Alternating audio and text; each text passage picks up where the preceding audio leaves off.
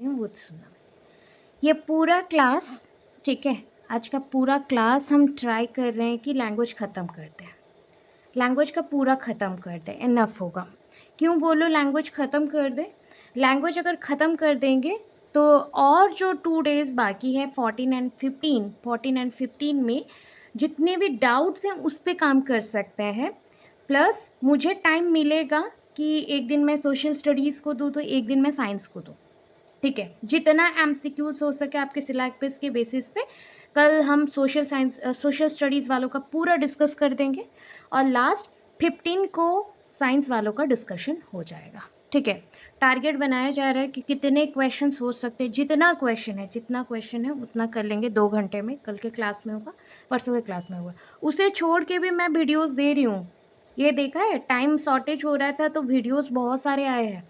कल के दिन में मैंने शायद 5-6 घंटे का वीडियोस डाला हुआ है, सब थोड़ा थोड़ा करके डाला है बट डाला हुआ है, चेक कर लेना। बिकॉज मेरा 15 का टारगेट है कि आप लोगों को जो दूंगी वो तो है, उसके बाद भी एक लॉन्ग वीडियो बनाऊंगी। अच्छा, एमसीक्यूज इजी हो रहा है कि वन लाइनर इजी हो रहा है आप लोगों को, थोड़ा बताओगे? एमसीक्यू प्रैक्टिस के लिए इजी हो रहा है, राइट? अच्छा, प्रैक्टिस को छोड़ के अगर जल्दी से रिकॉल करना है तो क्या कर रहे हो? मुझे जितना लग रहा है कि थ्योरी अभी पढ़ा के कोई फ़ायदा और होगा नहीं। थ्योरी से मतलब बहुत सारे यूट्यूबर्स पकड़े हुए कि 11 घंटा 12 घंटा का थ्योरीज पढ़ाएंगे, बट उतना लॉन्ग टाइम तक आप पढ़ के भी रिमेंबर नहीं रख सकते। तुम जितना है, कुछ एमसीक्यूज दूंगी, कुछ वन लाइनर दूंगी, चलेगा? दोनों मिक्सअप चलेगा?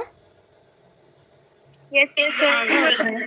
तो देन मुझे कल एंड परसों के अंदर इतना काम करना है। ओके, चलो।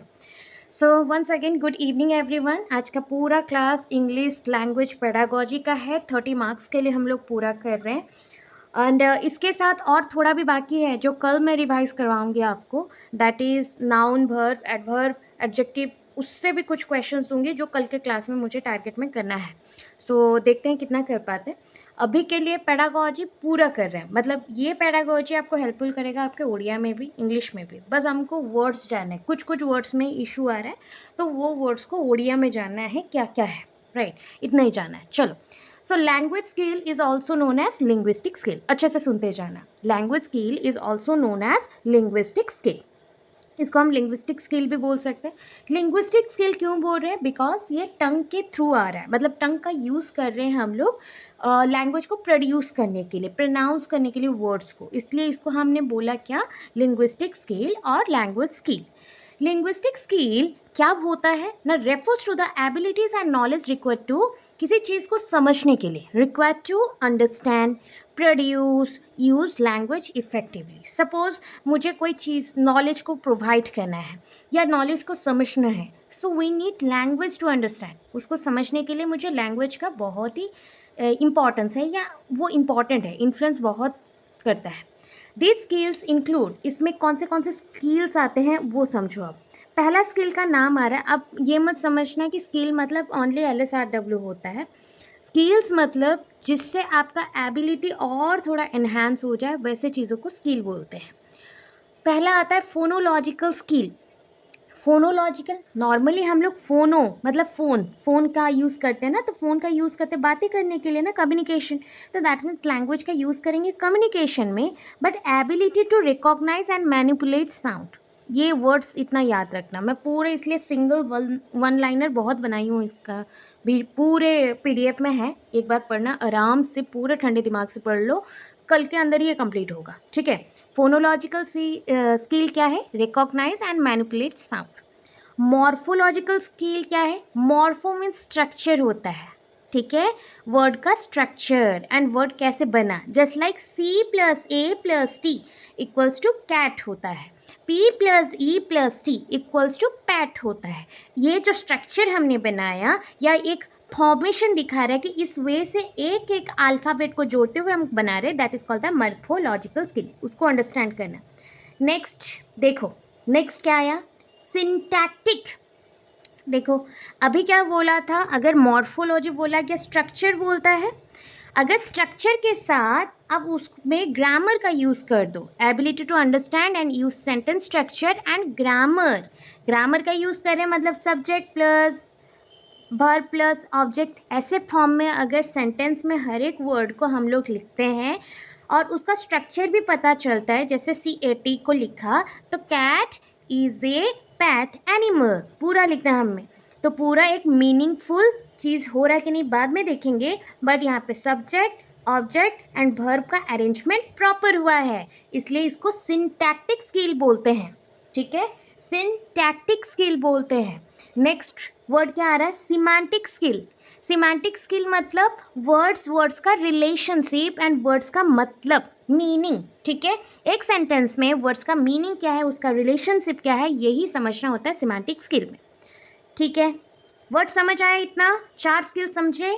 फोनोलॉजिकल मतलब recognize and manipulate sound. Morphology मतलब word structure and formation, word structure and formation. Syntactic का मतलब क्या हुआ? ये वर्ड स्ट्रक्चर के साथ क्या ज्वाइन करेगा? Grammar, sentence and grammar.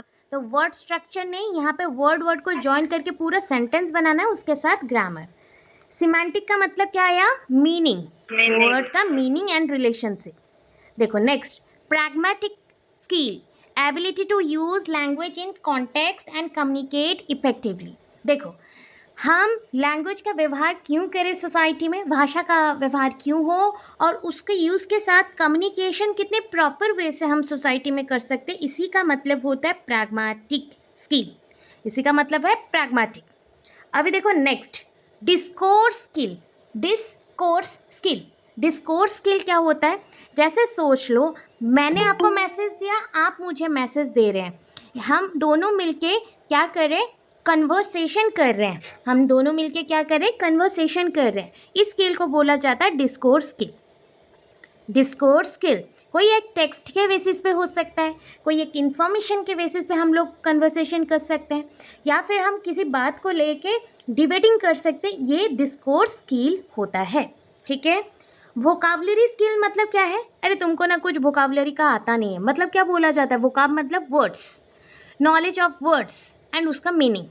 मुझे वोकाबलरी याद करके दो, मतलब कैट मतलब बिल्ली, डॉग मतलब कुत्ता, स्काई मतलब आसमान, ऐसे जो पढ़ते हो ये वोकाबलरी है, वर्ड का नॉलेज प्लस उसका मीनिंग।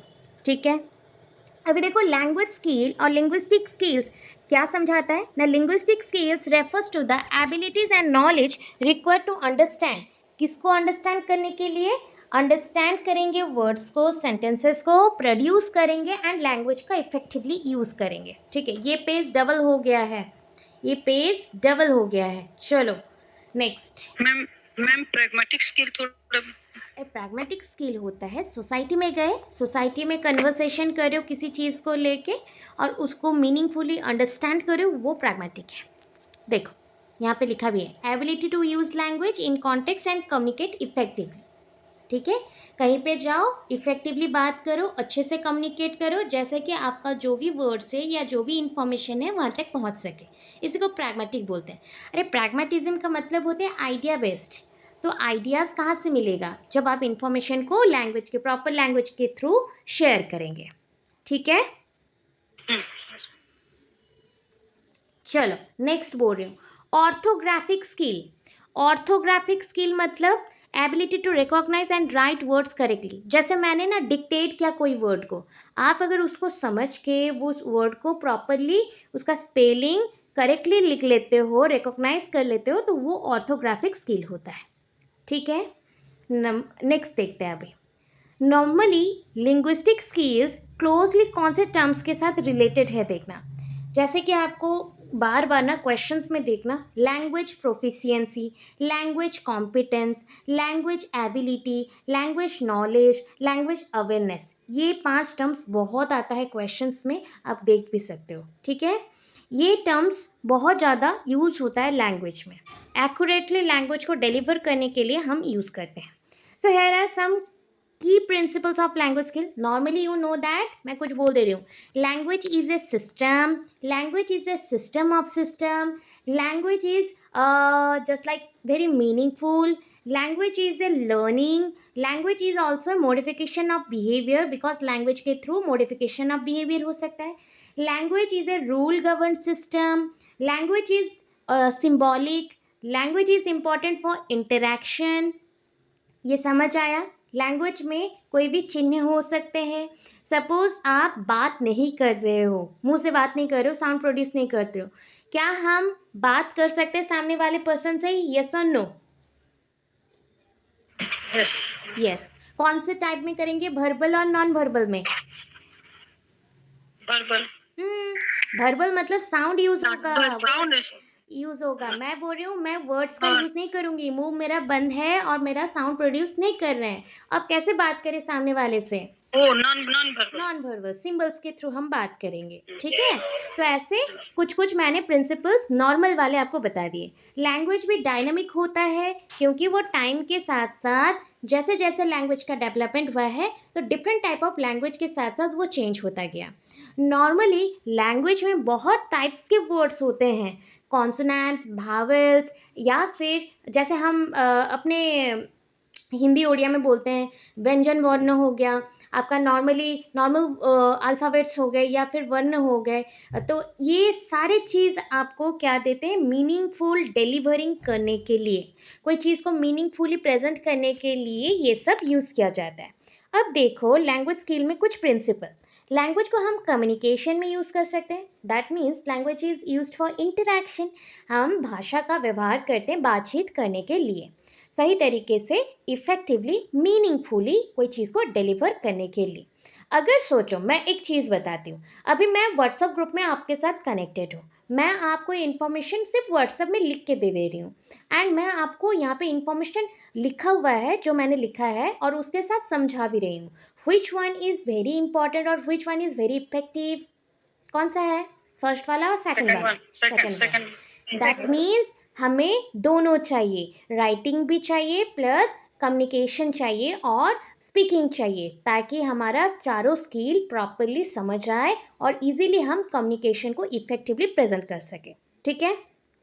नेक्स्ट देखो, कॉन्टेक्चुअलाइजेशन। ये वर्ड्स आप लोग कल नहीं समझ पा रहे थे बोल के आज बहुत ज़्यादा ढूंढ ढूंढ के वर्ड्स दिया है, मतलब ऐसे वर्ड्स आपको नहीं मिलेंगे, क्वेश्चंस में रह रहा है और बहुत हार्ड लग रहा है, इसलिए सोचा आज पूरा वर्ड्स को समझा देती हूँ, जो जो वर्ड्स इंग्लिश में आ सकते हैं या फिर उड़िया हिंदी में आ सकते हैं। थोड़ा सा अगर आपको लिंक मिला होगा ना, समझ में आ जाएगा, तो उड़िया में भी आप प्रॉपरली कर लोगे।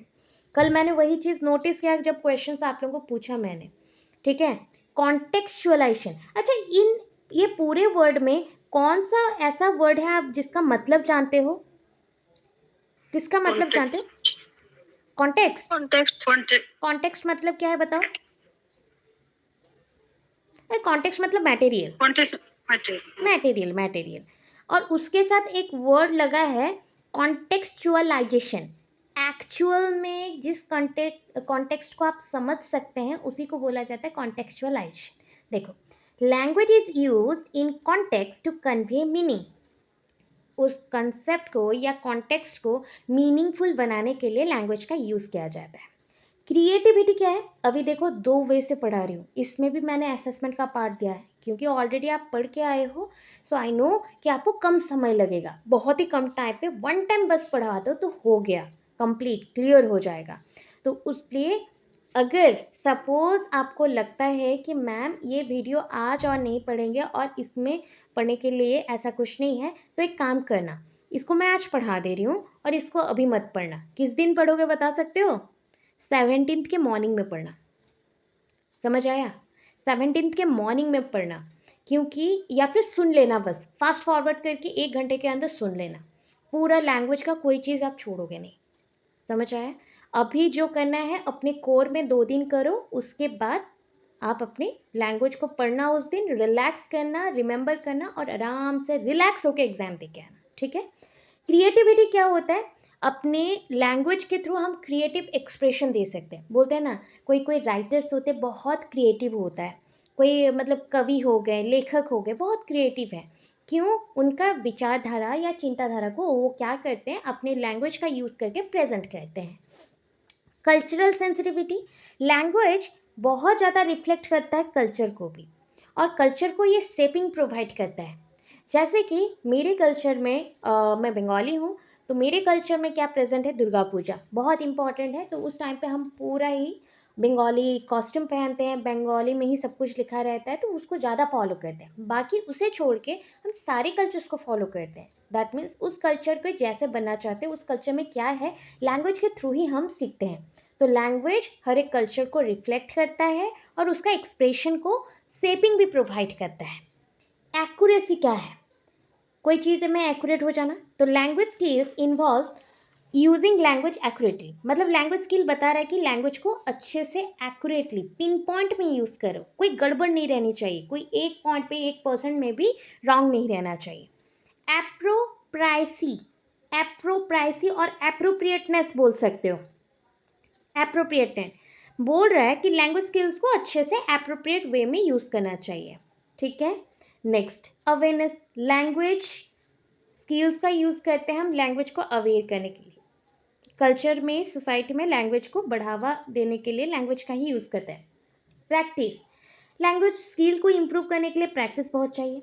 रीइंफोर्समेंट, अगर लैंग्वेज स्किल्स आप सीख रहे हो तो फीडबैक के थ्रू उसको रीइंफोर्स करना चाहिए। अगर एक बच्चा लैंग्वेज सीख रहा है, जैसे जापानीज सीख रहा है या चाइनीज़ सीख रहा है या कोई अदर लैंग्वेज सीख रहा है, तो उसको प्रमोट करो एंड उसको फीडबैक दो कि तुम अच्छा कर रहे हो और इम्प्रूव चाहिए और अच्छा कर सकते हो, ऐसा। एडेप्टिबिलिटी, आप कोई भी सिचुएशन में जाओ, उस सिचुएशन के अकॉर्डिंग लैंग्वेज ही आपको हेल्प करता है एडेप्शन के लिए। मतलब आप न्यू सिचुएशन को ग्रहण करते हो लैंग्वेज के थ्रू ही, क्योंकि लैंग्वेज ही एकमात्र ऐसा उपाय है जिसके थ्रू आप बातचीत कर सकते हैं और सामने वाले पर्सन का एक्सप्रेशन भी थोड़ा बहुत समझ सकते हो। नॉर्मली लैंग्वेज का मतलब होता है कि दोनों टाइप का लैंग्वेज का यूज़ करना, वर्बल भी, नॉन वर्बल भी। इसलिए एक्सप्रेशन हो गया, एटीट्यूड हो गया, या जो हम शो करते फिजिकल अपीयरेंस में, वो सब लैंग्वेज का ही एक पार्ट है। ठीक है, इसे छोड़ के और कुछ दे रही हूँ। ठीक है, एक देखो, एक हाइपोथेसिस, यहाँ पे टोटल मैं आपको बहुत सारे हाइपोथेसिस दूंगी, इंपॉर्टेंट चीज़ है, उनमें से कुछ हाइपोथेसिस का नाम दे रही हूँ। ठीक है, और ब्रैकेट में उन पर्सन का नाम दिया गया है जो इस हाइपोथेसिस को डिस्कवर किया है। इनपुट हाइपोथेसिस किसने डिस्कवर किया? क्रैसन ने। Input hypothesis Krashen, input hypothesis Krashen. Interaction hypothesis Long, बोलोगे मैम लॉन्ग शॉर्ट भी नाम होता है, हाँ यहाँ पे है Long. Interaction hypothesis Long. Output hypothesis Swain, output hypothesis Swain. Input hypothesis Krashen क्या बोल रहे हैं? Comprehensible input is essential for language acquisition.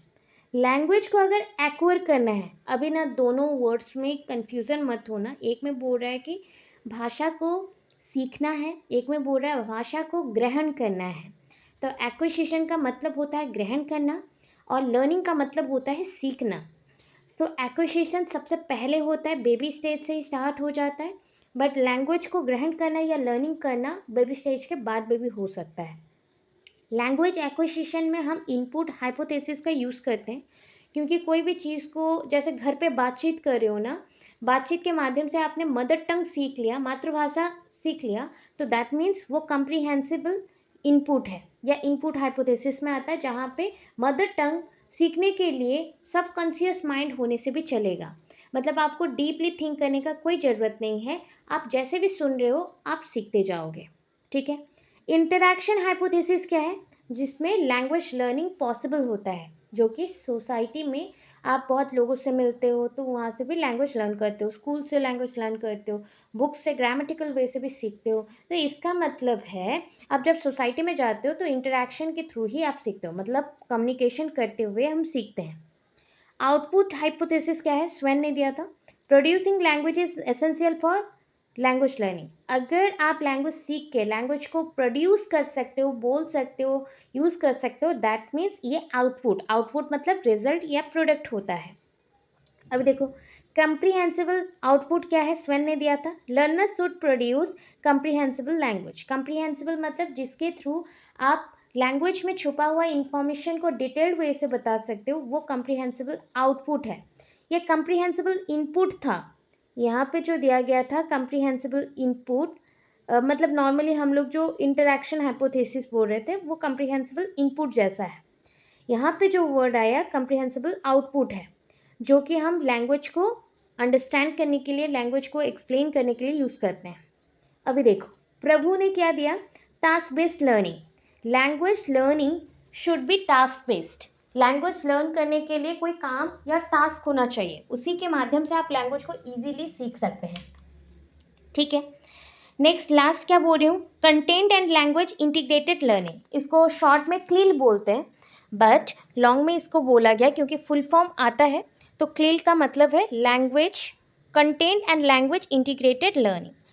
Content and language integrated learning, तो language learning should be integrated with content. आपका language learning कोई एक content के साथ होना चाहिए, जैसे कोई कहानी, जैसे कोई कविता, या जैसे कोई एक पैराग्राफ, उसके साथ होगा तो आप जल्दी जल्दी सीखोगे। या फिर कोई एक छोटा सा मुद्दा होना चाहिए जिसके बेसिस पे आप सीख सको, जिस पॉइंट के बेसिस पे आप सीख सको। ठीक है, अब देखो मैं स्किल्स पे आ रही हूँ। अच्छा, how many skills in language, कितना है नॉर्मली बोलने चलने के according? Four languages, language skills है, दैट इज LSRW। लिसनिंग को उड़िया में क्या बोलेंगे? श्रवण, सुनना। ओके, लिसनिंग के बाद है स्पीकिंग माने बोलना है, कथन, बोलना। ठीक है, फिर क्या आया? रीडिंग मतलब तो पढ़ना, पठन। लास्ट राइटिंग, ये लिखो ना। ठीक है, ये 4 स्किल है, उड़िया में 4 वर्ड ऐसा आपको सीखना पड़ेगा, उसी से आप जान पाओगे। अभी ना लैंग्वेज स्किल का मैं क्या कर रही हूँ, here are the main types of language skill. आप जानते हो 4 टाइप का है जो कि यूज़ करते हैं कम्युनिकेशन के लिए, बट एक्चुअली मैं आपको बहुत देती हूँ। ये तो 4 आप जानते हो, reading, ability to comprehend written language, मतलब कम्प्रीहेंड मतलब होता है अंडरस्टैंड। रिटन में जैसे न्यूज़पेपर है या मैगजीन है, उसको रीड करने के लिए, समझने के लिए हम रीडिंग एबिलिटी का यूज़ करते हैं। Writing, ability to express thoughts and ideas in the written form, लिख के जिसे दिखाते हैं। मेरे माइंड में बहुत सारे आइडियाज़ हैं, मैं आपको नोट्स में उसी को कन्वर्ट करके देती हूँ, या आइडियाज़ को प्रेजेंट करके देती हूँ, या लिख के देती हूँ। स्पीकिंग, कम्युनिकेट वर्बली, किसी के साथ भी बात करना, जैसे मैं आपके साथ अभी बात कर रही हूँ, ये स्पीकिंग स्किल चल रहा है। Listening, ability to comprehend spoken language, मतलब हम अभी अंडरस्टैंड कर रहे हैं, जो भी मैंने बोला आप ना उस पॉइंट को समझ रहे हो।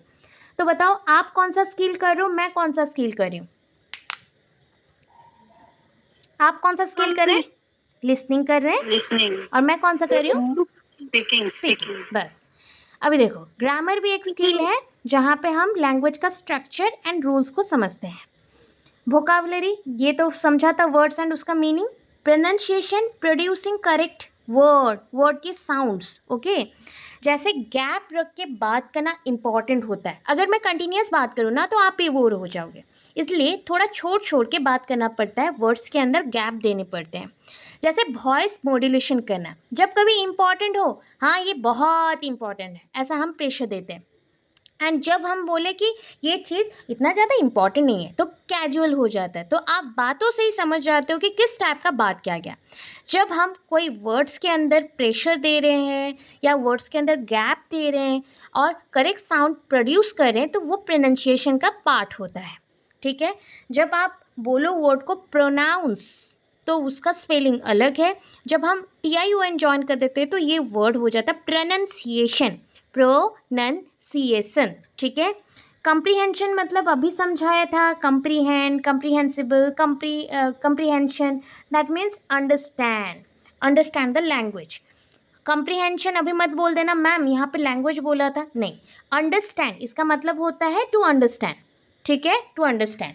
अभी जिस सब्जेक्ट में हो, मैथमेटिक्स में हो तो comprehend mathematics, comprehend science, comprehend social science, comprehend language. Fluency का मतलब कल भी बताया था, दैट मीन्स फ्लो। तो ability to communicate smoothly and efficiently, ability to communicate smoothly and efficiently. ठीक है, कम्युनिकेट करना है स्मूथली एंड एफिशिएंटली। अभी चलो, एक्यूरेसी, एक्यूरेटली करना है, प्रिसाइज मैनर में करना है। अभी समझा क्या रही हूँ, सोचो मैं बोलूँ यहाँ पे जस्ट लाइक एक बिल्ली को देखा तो मैं लिख रही हूँ दिस इज ए कैट। ठीक है, और आई सॉ ए कैट, मैंने एक बिल्ली को देखा। वहाँ पे बिल्ली ना लिखे, मैं लिखूँ कुत्ता लिखूँ या फिर गाय लिखूँ, चलेगा क्या ये वर्ड? क्योंकि मैंने बिल्ली को ही देखा था, नहीं चलेगा। तो एक्यूरेट मैनर पे वही लिखना पड़ता है, और उसी के साथ लैंग्वेज भी प्रॉपर होना चाहिए, वर्ड्स भी प्रॉपर होना चाहिए। और टाइप्स में चलते हैं कुछ एडिशनल बेसिस पे। कन्वर्सेशनल स्किल, ये तो आप समझ गए कि एवरीडे के बेसिस पे जो स्किल का यूज़ किया जाता है कन्वर्सेशन करने के लिए, वो हो गया। एकेडमिक लैंग्वेज स्किल क्या होता है, जो लैंग्वेज आप यूज़ करते हो एकेडमिक अचीवमेंट के लिए या फिर एकेडमिक बेसिस पे पढ़ाई को समझने के लिए यूज़ करते हो, उसको एकेडमिक लैंग्वेज स्किल बोलते हैं। बिजनेस में जो यूज़ किया जाता है प्रोफेशनल बेसिस पे, बिजनेस लैंग्वेज स्किल बोलते हैं। Next one is the technology में जो यूज़ करते हैं, जैसे कि टेक्निकल यूज़ बोल सकते हो आप, मतलब जहाँ पे भी टेक्निक्स का यूज़ होगा, जैसे उस स्पेशलाइज्ड वोकाबलरी, टर्मिनोलॉजी, वर्ड्स, उसमें जो यूज़ हो। Creative language skill, creative ideas और इमेजिनेशन को प्रेजेंट करने के लिए। क्रिटिकल लैंग्वेज स्किल, जहाँ पे हम क्रिटिकल थिंकिंग करते हैं, कोई चीज़ को एनालाइज करके इवैल्यूएट करके समझते हैं। कल्चरल लैंग्वेज स्किल, जहाँ पे हम कल्चरल पॉइंट को समझने के लिए करें। तो ये 2 टाइम्स हो गया। अब देखो लिसनिंग स्किल क्या होता है, नॉर्मली सुनते ही हो ना, श्रवण बोला था। अब देखो लिसनिंग स्किल का और भी नाम है बहुत सारा, ठीक है, बहुत सारा इसका नाम है, ऑलमोस्ट 10 नाम है। लिसनिंग स्किल को हम रिसेप्टिव स्किल बोल सकते हैं। मैं सारा नाम दे दी हूँ ताकि आपको अगर कहीं पे भी लगे मैम अलग अलग स्किल पढ़ा रहे हो, अलग अलग स्किल पढ़ा रहे हो, नहीं, ये 10 नाम लिसनिंग स्किल के लिए ही है, उसका अदर सेम सेम नेम है। रिसेप्टिव स्किल, बिकॉज हम लिसनिंग स्किल में सुनते हैं, रिसीव करते, ग्रहण करते हैं, तो रिसेप्टिव स्किल। ऑडिटोरी मतलब सुनना, ऑरल मतलब भी सुनना। कंप्रीहेंशन स्किल, जब सुनोगे तभी तो अंडरस्टैंड करोगे। कभी कभी बोलते हुए समझे हो क्या कोई चीज़ों को, हम बहुत ज़्यादा बकबक करें, कोई चीज़ समझ पाएंगे क्या? ऐसा देखा है, प्रैक्टिस किया है कभी? अभी मैं बोल रही हूँ, क्या मैं खुद को समझा सकती कोई चीज़ बोलते हुए, या फिर मुझे मतलब समझने के लिए शांत होकर सुनना पड़ेगा या रीड करना पड़ेगा? कौन सा, पहला वाला और सेकंड वाला ना? ओके। तो कंप्रीहेंशन स्किल का मतलब होता है लिसनिंग जितना अच्छा होगा अंडरस्टैंडिंग उतना अच्छा होगा। इंटरप्रिटेशन, इंटरप्रिटेशन मतलब एक्सप्लेन करना या बताना, ठीक है, एक्सप्लेन। नेक्स्ट देखो डिकोडिंग स्किल, सपोज एक मैंने लाइन बताया, ठीक है, एक पैराग्राफ मैंने पढ़ा, उस पैराग्राफ के अंदर तुमको बोला गया कि ये 5-6 लाइन का पैराग्राफ है, मुझे ना इस 5-6 लाइन को नहीं लिखना है, मुझे बस इसके अंदर का मेन इंफॉर्मेशन निकाल के दिखाओ। तो हम उसमें छुपा हुआ जो मेन इंफॉर्मेशन है उसको डिकोड करके बताते हैं। तो इन्फॉर्मेशन जब लिखे जाते हैं आप कोडिंग करते हो, इन्फॉर्मेशन जब आप कोई पैराग्राफ से या कोई लाइंस के बीच में छुपा हुआ जो इन्फॉर्मेशन है निकालते हो लैंग्वेज के थ्रू, उसको डिकोडिंग बोला जाता है। तो यहाँ पे लिसनिंग स्किल का और एक नाम हो गया डिकोडिंग स्किल। लिसनिंग स्किल को हियरिंग स्किल भी बोल सकते हैं। अच्छा, आप अभी मुझे बताओ, आप अभी अटेंटिव हो कि नहीं हो, प्रॉपरली सुन रहे हो? प्रॉपरली सुन रहे हैं, तो प्रॉपरली सुनेंगे तो समझ पाओगे, या फिर आप कोई मतलब ऐसे मस्ती कर रहे हो, उधर मूवी देख रहे हो और इधर पढ़ाई कर रहे हो तो समझ लोगे? कौन सा कर सकते हैं हम, पहला वाला सेकंड वाला? फर्स्ट वाला। हाँ, तो उसके अकॉर्डिंग देखो जितना अटेंटिव रहते हैं हम लिसनिंग स्किल में, उतना और कोई स्किल में हम अटेंटिव नहीं होते हैं। तो इस स्किल को अटेंटिव स्किल भी बोला गया। इस स्किल को दैट इज द डिसेमिंग, ठीक है, डिसेमिंग स्किल भी बोला जाता है। डिसेमिंग स्किल आता नहीं है कभी भी, डिसेमिंग स्किल भी वही सेम ही है, समझने को बोला गया है। परसेप्टिव स्किल, देखो रिसेप्टिव का लास्ट वर्ड परसेप्टिव लिखा गया है, वही परसीव के अकॉर्डिंग आप ग्रहण करते हो, इस वजह से। तो देखो ये वर्ड्स कभी कभी बोला था ना, कंफ्यूज करने के लिए सिमिलर वर्ड्स यूज़ किया जाता है और हमें समझ नहीं आता। कल भी देखा था कंप्रीहेंसिबल या कंप्रीहेंड, ये वर्ड 3 से 4 जगह यूज़ हुआ था, इसलिए आप लोगों को समझने में प्रॉब्लम हुआ, इसलिए बार बार आज उसी स्किल पे बात हो रहा है। दैट मीन्स कंप्रीहेंसिबल मतलब अंडरस्टैंड, अंडरस्टैंड मतलब लिसनिंग स्किल का यूज़ हुआ है। चलो एडिशनली और कैटेगराइज करते हैं लिसनिंग स्किल को डिफरेंट टाइप्स में, जैसे सिलेक्टिव लिसनिंग। अच्छा बताओ सिलेक्टिव लिसनिंग मतलब सारा पढ़ेंगे या चूज करके पढ़े, स्पेसिफिक पॉइंट को चूज करके पढ़े, चूज करके, हाँ, तो ये साइड में लिख दिया है, फोकसिंग ऑन स्पेसिफिक इंफॉर्मेशन, ठीक है। अभी देखो और क्या बोल रहा है, इंटेंसिव लिसनिंग, इंटेंस। अच्छा मुझे बताओ इंटेंस मतलब क्या होता है, कोई चीज़ में बोला गया इंटेंस, बहुत ज़्यादा वहाँ पे गाढ़ा होगा वो चीज़, या फिर वो चीज़ बहुत ज़्यादा होगा, तो fully concentrating on the speaker, मैं ना इंटेंसिव लिसनिंग करती हूँ, आप बोलो एंड मैं पूरा सुन रही हूँ, मैं टस से मस नहीं होंगी और एक भी वर्ड नहीं छोड़ूंगी, तो that is intensive listening. Extensive listening क्या क्या हो जाएगा बताओ, ऊपर ऊपर सुनना, एक्स मतलब बाहर से। तो जनरल आइडिया लेने के लिए जो भी चीज़ें आप सीखते हो, किसी ने आपको ना एक मूवी का स्टोरी सुनाया, बताओ अब आप उसको कैसे सुनोगे, बहुत अच्छे से सुनोगे या फिर आप बहुत ही हल्के हल्के जनरल आइडियाज लेने के लिए सुनोगे? जनरल आइडिया मतलब हम एक्सटेंसिव लिसनिंग करेंगे, तो जनरल अंडरस्टैंडिंग के लिए क्या जाता है? क्रिटिकल लिसनिंग, जिसके बेसिस में आप किसी को जजमेंट दे सको, जैसे होता है आप डांस इंडिया डांस देख रहे हो या फिर आप कोई सिंगिंग शो देख रहे हो, तो वहाँ पे जजेस बहुत अच्छे से गाना को सुनते हैं कि आप कैसे गा रहे हो या कैसे डांस कर रहे हो, जज करते हैं। मतलब उस टाइप का अगर सुनना, उस टाइप का देखना, उस वर्ड में हम क्रिटिकल यूज़ कर सकते हैं। क्रिटिकल लिसनिंग जहाँ पे हमें जजमेंट, इवैल्यूएटिंग और एनालाइज करना पड़े इंफॉर्मेशन को। थोड़ा सा म्यूट कर लो प्लीज़। हाँ चलो, एक्टिव लिसनिंग क्या होता है देखो, engaging with speaker and showing interest. Active listening, मैं आपके साथ जुड़ी हुई हूँ, पैसिव लिसनर नहीं हूँ मैं एक्टिव लिसनर हूँ, मतलब आपके साथ मैं बातचीत करते हुए कर रही हूँ। ओके 1 सेकेंड, एक्चुअली साउंड आ रहा है, तो निरुपमा मैडम का थोड़ा सा ऑन है, कोई बात नहीं, भूल गई होंगी। ओके चलो ठीक है, तो अभी पॉइंट क्या आ गया नेक्स्ट, एक्टिव लिसनिंग, जहाँ पे हम स्पीकर के साथ, स्पीकर का बात को भी सुनेंगे, मुझे डाउट होगा तो मैं पूछूंगी भी और इन्फॉर्मेशन लूँगी। तो अभी आप जो लिसनिंग कर रहे हो, ये कौन से नाम पे जा सकता है बताओ? Attentive listening, comprehensible listening, oral listening, auditory listening, receptive listening, perceive listening और active listening, critical listening, intensive listening, इतने पॉइंट्स पे जा सकता है। ठीक है, पैसिव लिसनिंग क्या होता है? जब आप कोई इंफॉर्मेशन को विदाउट एंगेजिंग, मतलब आप उसमें एंगेज नहीं हो, बस सुन रहे हो, हल्के फुल्के वे से सुन रहे हो, that is a passive listening. ठीक है, रिफ्लेक्टिव लिसनिंग क्या होता है? जैसे कि यहाँ पे 2 वर्ड्स दिया गया, paraphrasing and summarising. Reflective listening, सोच लो पूरा कंसेप्ट को आपने पढ़ लिया और उसका आप समरी लिख रहे हो, समरी प्रोवाइड कर रहे हो, तो वो आपका क्या होता है? दैट इज समराइजिंग करना, और पैराफ्रेजिंग रिफ्लेक्टिव लिसनिंग होता है, रिफ्लेक्टिव लिसनिंग होता है। ठीक है, नेक्स्ट देखो, स्पीकिंग स्किल पे आते हैं। Here are the some other names for speaking skill.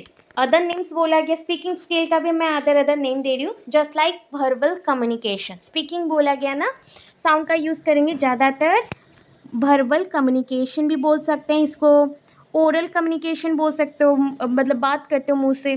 Public speaking, हम पब्लिक के साथ बात करते हैं, मैं आपके साथ बात कर रही हूँ अभी, स्पीकिंग हो गया। प्रेजेंटेशनल स्किल भी बोल सकते हैं, क्योंकि मैं अभी देखो स्क्रीन पे मैं प्रेजेंट कर रही हूँ पूरा चीज़ों को, प्रेजेंटेशनल स्किल। कन्वर्सेशन भी इसमें इंक्लूड हो सकता है, अगर मैं कुछ बोलूँ उसका आप आंसर दे रहे हो, या आप कुछ बोलो मैं उसका आंसर दे रही हूँ, तो ये कन्वर्सेशन स्किल भी है। डिस्कोर्स स्किल है, जहाँ पे हम पूरे चीज़ों को समझते हैं और प्रेजेंट करते हैं, तो डिस्कोर्स स्किल भी है इसको। और एलोकुशन स्किल भी बोला जाता है, जैसे आपने सपोज मैं आपको एलोकुशन स्किल आपके स्कूल में या फिर कॉलेजेस में भी किया जाता था, जैसे कि कोई एक टॉपिक देगा, उस टॉपिक के ऊपर आपको बोलना है।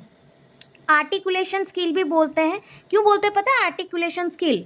बिकॉज आप अपना मुंह का यूज़ कर रहे हो, गले पे हाथ दो या कुछ प्रोनाउंस करो, देखो गले पे वाइब्रेशन आता है, बहुत सारे मसल्स हैं जो वर्क करते हैं, तो वो सबको मिला के यहाँ पे आर्टिकुलेशन वर्ड आया है, आर्टिकुलेशन वर्ड आया है, तो आर्टिकुलेशन स्किल।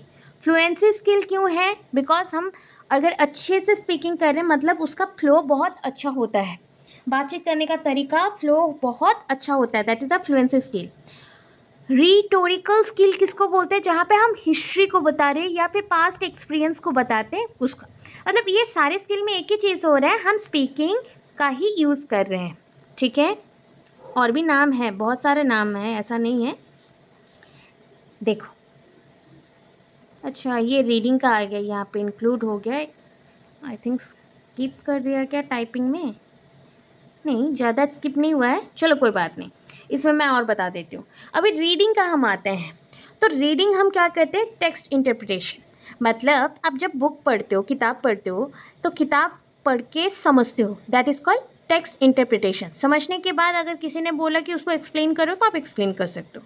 क्रिटिकल रीडिंग होगा, मतलब अच्छी तरीके से पूरा डाउट को निकालने के लिए आप रीडिंग करोगे। एनालिटिकल रीडिंग, एनालिसिस करने के लिए।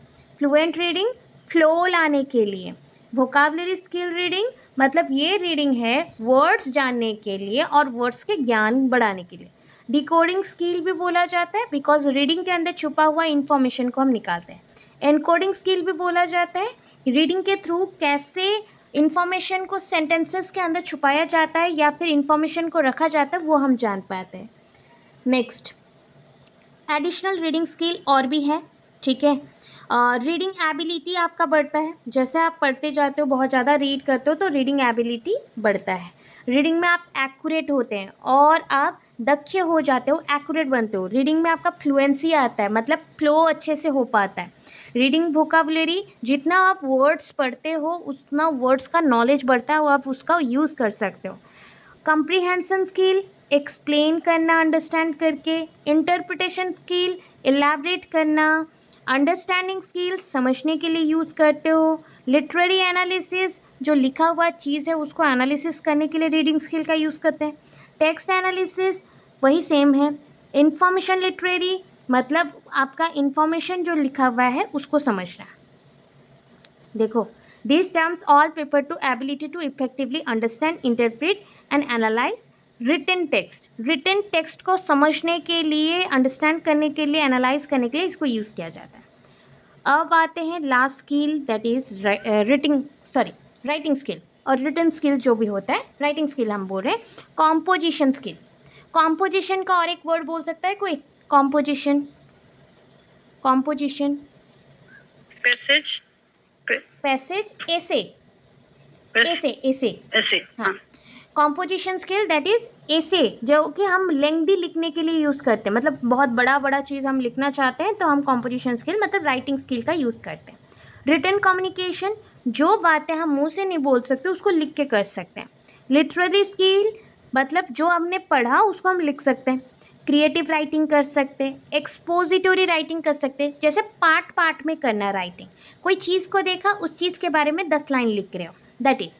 टेक्निकल राइटिंग, टेक्निक्स को लिखना, टेक्निक में लिखना, मतलब सोचो मैं टेक्निक ऑलवेज यूज़ करती हूँ, छोटे छोटे पोर्शन में आपको प्रेजेंट करूँ जैसे आप रिमेंबर कर सकें। बिजनेस राइटिंग, बिजनेस में जो भी आप डॉक्यूमेंट या फिर जैसे आप फाइल बना रहे हो तो उसके लिए जो राइटिंग होता है। एकेडमिक राइटिंग, जो आप एजुकेशन सिस्टम में यूज़ करते हो इंफॉर्मेशन लिखने के लिए, ठीक है। टेक्स्ट प्रोडक्शन, वर्ड्स को जोड़ते हुए जो आप सेंटेंस मेकिंग करके लिखते हो, that is the text production. Written expression, so आप जो लिख रहे हो रिटन फॉर्मेट में उसको एक्सप्रेस करो, उसमें अपने आइडियाज़ जो समझा था अभी जितने भी आगे के स्किल्स में उसको हम प्रेजेंट कर रहे हैं। इसके साथ एडिशनल और क्या क्या हो सकता है, देखो अगर आप कोई ऐसे लिख रहे हैं तो ऐसे का ओनर कौन हुआ बताओ? आप हुए ना, आपने ऐसे लिखा तो ऐसे का ओनर कौन है? आप है। सो इसमें ओनर अगर आप है तो आप ही के बेसिस से या आप ही ने उसमें सारी इंफॉर्मेशन को अपने अकॉर्डिंग लिखा हुआ है, इसलिए इसको ऑथरिंग स्किल बोलते हैं। ड्राफ्टिंग स्किल, जहाँ पे हम इंफॉर्मेशन को ड्राफ्ट बना के रखते हैं। एडिटिंग स्किल, जहाँ पे हम राइटिंग को अगर गलत हो गया है फिर से करेक्ट कर सकते हैं। रिवीजन स्किल, जब हम राइटिंग को रीराइट कर रहे हैं, बार बार लिख लिख के प्रैक्टिस करें, उसको रिवीजन स्किल बोलते हैं। Proof reading skill, proof reading क्या होता है? सपोज एक सेंटेंस दिया गया है, उसको प्रूफ करने के लिए मैं बार बार उसको लिखते जा रही हूँ और उसको प्रैक्टिस कर रही हूँ, that is a proof reading skill. Publishing skill, जिस रीडिंग के टाइप से आपका न्यूज़पेपर, मैगजीन या बुक्स पब्लिश होता है, जिस टाइप के राइटिंग से, ठीक है। कॉरेस्पॉन्डेंस स्किल, जहाँ से आप एक टेक्स्ट को दूसरे टेक्स्ट से कनेक्ट कर सकते हैं, उस टाइप के स्किल को कॉरेस्पॉन्डेंस स्किल बोलते हैं। एक टेक्स्ट को दूसरे टेक्स्ट से जोड़ सकते हो, कॉरेस्पॉन्डेंस स्किल बोला जाए। रिपोर्ट राइटिंग, सुना होगा, रिपोर्ट लिखना, न्यूज़पेपर में जैसे छापते हैं या रिपोर्ट को देते हैं वैसा। ऐसे राइटिंग, जहाँ पे आपका इंट्रो देन उपस्थापना करते हो, जैसे आप चीज़ों को बताते हो, लिखते हो और उसके अंत में भी लिखते हो, तो वैसा ऐसे राइटिंग होता है। कंटेंट क्रिएशन, अभी कोई एक टॉपिक दे दिया गया, आपको बोला गया उसके बेसिस पे आप कंटेंट लिखो या कंटेंट को एक्सप्लेन करो, that is a content creation. ठीक है, अच्छा, अगर इतना सारा स्किल आया, क्या आप समझ पाए क्या क्या स्किल हुआ होगा? यस और नो बताओ। Yes, ma'am. ओके, थोड़ा बहुत समझ आया ना? लैंग्वेज था, लैंग्वेज के स्किल्स थे, तो जो डाउट्स आ रहा था ना स्किल्स के ऊपर, यही सब डाउट्स था। अभी और बाकी है, मैं बस बेस पढ़ा रही हूँ आपको। अभी तो क्वेश्चन आंसर करना है, क्वेश्चन आंसर भी करना है। देखो इधर देखो, ये सब कुछ अभी असेसमेंट के बेसिस पे ख़त्म हो जाएगा और 2-3 पेज में, जो कि 15 पेज का हुआ, 65 पेजेस का है और भी 50 पेज बाकी है। यहाँ पे आपका स्टार्ट होता है लैंग्वेज पेडागोजी का और इन्फॉर्मेशन, पेपर 1 पेपर 2 जिसमें यूज़ करना है, सी टेट पेपर 1 पेपर 2 ओ स्टेट जहाँ पे यूज़ करना है, ये सब इन्फॉर्मेशन अभी आपको और ज़्यादा सीखना है। देख लो एक बार, ठीक है? अभी टाइम नहीं है आप लोगों के पास, तो मैं पूरा इन्फॉर्मेशन लिख दी हूँ, क्लिक कैच प्रोवाइड किया है आप लोगों को। थोड़ा स्पीड हो गया, हैंड राइटिंग इसलिए चेंज हो गया है, बाकी समझ आ जाएगा। ये थोड़ा सा रफ हो गया, बाकी मैं बता दूंगी आप लोगों को, इन्फॉर्मेशन दे दूंगी। यहाँ से आपके पास क्वेश्चन एंड कुछ पॉइंट्स एक्स्ट्रा दिए गए हैं, ठीक है? जो जो डाउट्स हैं सब यहाँ पे इन्फॉर्मेशन दिया गया है, ठीक है? कुछ क्वेश्चन सीटेट के बुक से है, कुछ क्वेश्चन ओस्टेट का है सॉरी। सो सबको मिला के जितना इंग्लिश पेडागोजी में चाहिए सब यहाँ पे आपको गिवन है, ठीक है? इतना आज प्रैक्टिस करके पूरा जाना है, पूरा जाना है। उसके साथ एंटोनिम्स सिनोनिम्स का पूरा हम करने वाले हैं एक बार प्रैक्टिस। तो अब देखो इसको आज कंप्लीट कर लेते हैं, उसके बाद देखेंगे क्या होता है। पहले तो हम असेसमेंट के बारे में पूरा जानते हैं, बट यहाँ पे बोल रहा है assessment of language. What do you mean by assessment of language? मतलब हो गया कि हम तो पढ़े थे असेसमेंट नॉर्मली सीडीपी में, असेसमेंट साइंस में, सोशल साइंस में, मैथ्स में, बट बोल रहे हैं यहाँ पे लैंग्वेज आया, कोई भी लैंग्वेज, हिंदी हो, इंग्लिश हो या उड़िया हो, कोई भी लैंग्वेज हो, उसका असेसमेंट क्या करोगे? Assessment of language refers to the evaluation of an individual. एक इंडिविजुअल को इवैल्यूएट करना है, मतलब मूल्यांकन देना है। आकलन ऑफ लैंग्वेज बोला गया, भाषा का आकलन करना, मतलब समझाया जाता है कि मूल्यांकन करो एक इंसान को उसके लैंग्वेज स्किल के बेसिस पे, भाषागत जो स्किल्स हैं उसके बेसिस पे, निपुणता किसमें है देखने के लिए, नॉलेज कितना है देखने के लिए, एबिलिटीज़ कितना है देखने के लिए। Here are the some common methods of language assessment. कुछ कॉमन मैथड का नाम बोल रही हूँ, जो नाम आप सिर्फ इंग्लिश में ही सुन सकते हो। टेस्ट, टेस्ट करते हो तो there are 2 type of test हमने पढ़ा था, एक था स्टैंडर्डाइज टेस्ट, एक था teacher made test. You know that अगर स्टैंडर्डाइज टेस्ट है तो कौन से टेस्ट होते हैं जो स्टैंडर्ड के बेसिस पे सबको इक्वली दिखा जाता है, मतलब किया जाता है लैंग्वेज के लिए। एक होता है TOEFL, मतलब TOEFL है, इंटरनेशनल ग्राउंड पे हम करते हैं इसे। और एक है IELTS, दैट इज़ एक साथ बहुत लोग बोलते हैं आइल्स बोलते हैं या आइलेट्स भी बोल देते हैं, बट एक्चुअल में है ये इंग्लिश लैंग्वेज टीचिंग है, जिसको इसमें हमें speaking skill, writing skill, reading skill, मतलब सारे लिसनिंग स्किल सबको देखा जाता है। क्या जानने के लिए? लैंग्वेज प्रोफिशिएंसी और लैंग्वेज का एबिलिटी जानने के लिए, क्या आप कितना एबल हो। और क्या टेस्ट कर सकते हैं? क्विजेस, क्विज कर सकते हैं। क्विजेस क्या है? बहुत ही छोटा होता है, शॉर्ट पीरियड के लिए, इसलिए ये इनफॉर्मल असेसमेंट है। Informal assessment to check understanding, to check understanding.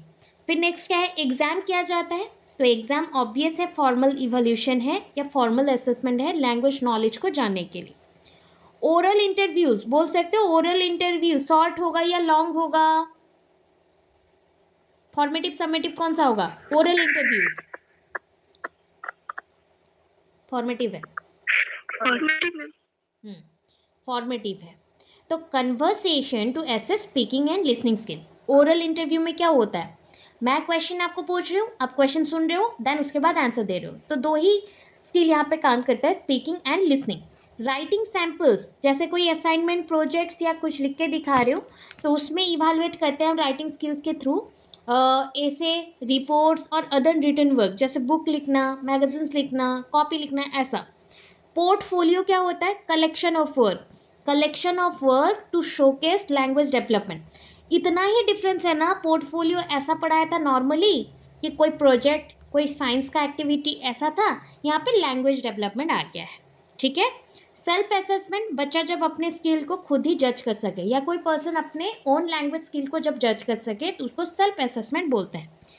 Peer assessment, जब आप एक दूसरे को एसेस कर सको, मतलब आपको आपके मतलब जो फ्रेंड सर्कल्स में हैं वो एसेस करेंगे और आप उनको करेंगे, तो ये पीयर असेसमेंट है। फिर नेक्स्ट आता है observation. Observation, teacher observe learners language use in class. Observation बोला गया तो टीचर आपको ऑब्जर्व करेंगे कि लर्नर कौन सा लैंग्वेज क्लास में यूज़ कर रहा है। प्रोजेक्ट्स क्या है? Projects method, evaluating language skill through real life task. Project मतलब ना ऑलवेज समझना, project based learning, project assignment, ये सब रियल वर्ल्ड टास्क है और रियल लाइफ के टास्क हैं जो एक्चुअल में आपके लाइफ में होने वाले, उसी बेसिस पे ही आपको सीखने के लिए, प्रैक्टिस के लिए आगे असाइनमेंट या प्रोजेक्ट टास्क दिया जाता है, उसमें आप लैंग्वेज का यूज़ करके प्रेजेंट करते हैं, तो वो आपका प्रोजेक्ट बेस्ड लर्निंग हो गया। Language assessment can focus on, तो लैंग्वेज असेसमेंट क्या क्या चेक करता है? बच्चे को ग्रामर कितना आता है, कितने वर्ड्स और वर्ड्स के मीनिंग पता है, प्रोनाउंसिएशन मतलब साउंड प्रोड्यूस कैसे करें एक वर्ड को प्रोनाउंस करने के लिए, फ्लुएंसी मतलब फ्लो कितना है, कंप्रीहेंशन अंडरस्टैंडिंग कितना है, उसका कैपेसिटी कितना है कोई भी वर्ड्स को समझने का, कम्युनिकेशन कितना इंटरेक्ट कर रहा है, कितना प्रॉपर वे से, राइटिंग स्किल लिखने का कैपेसिटी कैसा है, रीडिंग स्किल कैसा है मतलब रीड करने का और इन्फॉर्मेशन को एनकोडिंग डिकोडिंग करने का, लिसनिंग स्किल कितने अच्छे से सुन रहा है, स्पीकिंग स्किल कितने अच्छे से समझ के बोल पा रहा है। ये सारे स्किल्स को हम असेसमेंट के थ्रू, लैंग्वेज असेसमेंट के थ्रू जज करते हैं। Again assessment can be used for, और किसके लिए हम असेसमेंट को यूज़ करते हैं? जैसे आपका प्लेसमेंट चेक करने के लिए, तो ये प्लेसमेंट असेसमेंट हो गया, मतलब आपका पोजीशन बेस्ड होगा, ये पोजीशन के बेस्ड है, ठीक है। जिस असेसमेंट के थ्रू आपको कहीं पे पोजीशन मिले या जॉब मिले या कहीं एक जगह पे आपको पोस्टिंग मिले, कोई एक पोजीशन हुआ ना, रैंक मिले, तो वो प्लेसमेंट है। प्रोग्रेस मॉनिटरिंग, जिस प्रोसेस के थ्रू एक बच्चे का हम प्रोग्रेस को चेक कर सके कि उसका डेवलपमेंट कैसा हुआ है, अगर स्टार्टिंग में वो 0 था अब वो कितने में है, उसको चेक कर सकते हैं। डायग्नोसिस, सपोज बच्चे को प्रॉब्लम है, उसको हमने एनालिसिस किया, अच्छा बताओ डायग्नोसिस के बाद कौन सा प्रोसेस के थ्रू बच्चों को हम क्लैरिफाई देंगे या फिर सिंप्लीफाई करेंगे सारी चीज़ों को? डायग्नोसिस तो हो गया, प्रॉब्लम फाइंड आउट हो गया, अब किस वे से हम बच्चों को सॉल्व कर सकते हैं उनका प्रॉब्लम? बोलो, आर से है,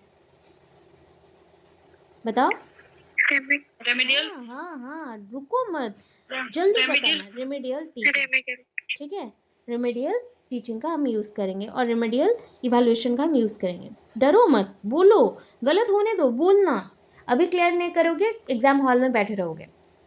इवैल्यूएशन, मूल्यांकन करना, मूल्यांकन के बाद बच्चों को जजमेंट दिया जाता है, उसी जजमेंट के बेसिस पे बच्चों को सर्टिफिकेशन या प्रमोशन देते हैं, ठीक है। एंड रिसर्च वर्क में हम बच्चों को इन्वॉल्व कर सकते हैं।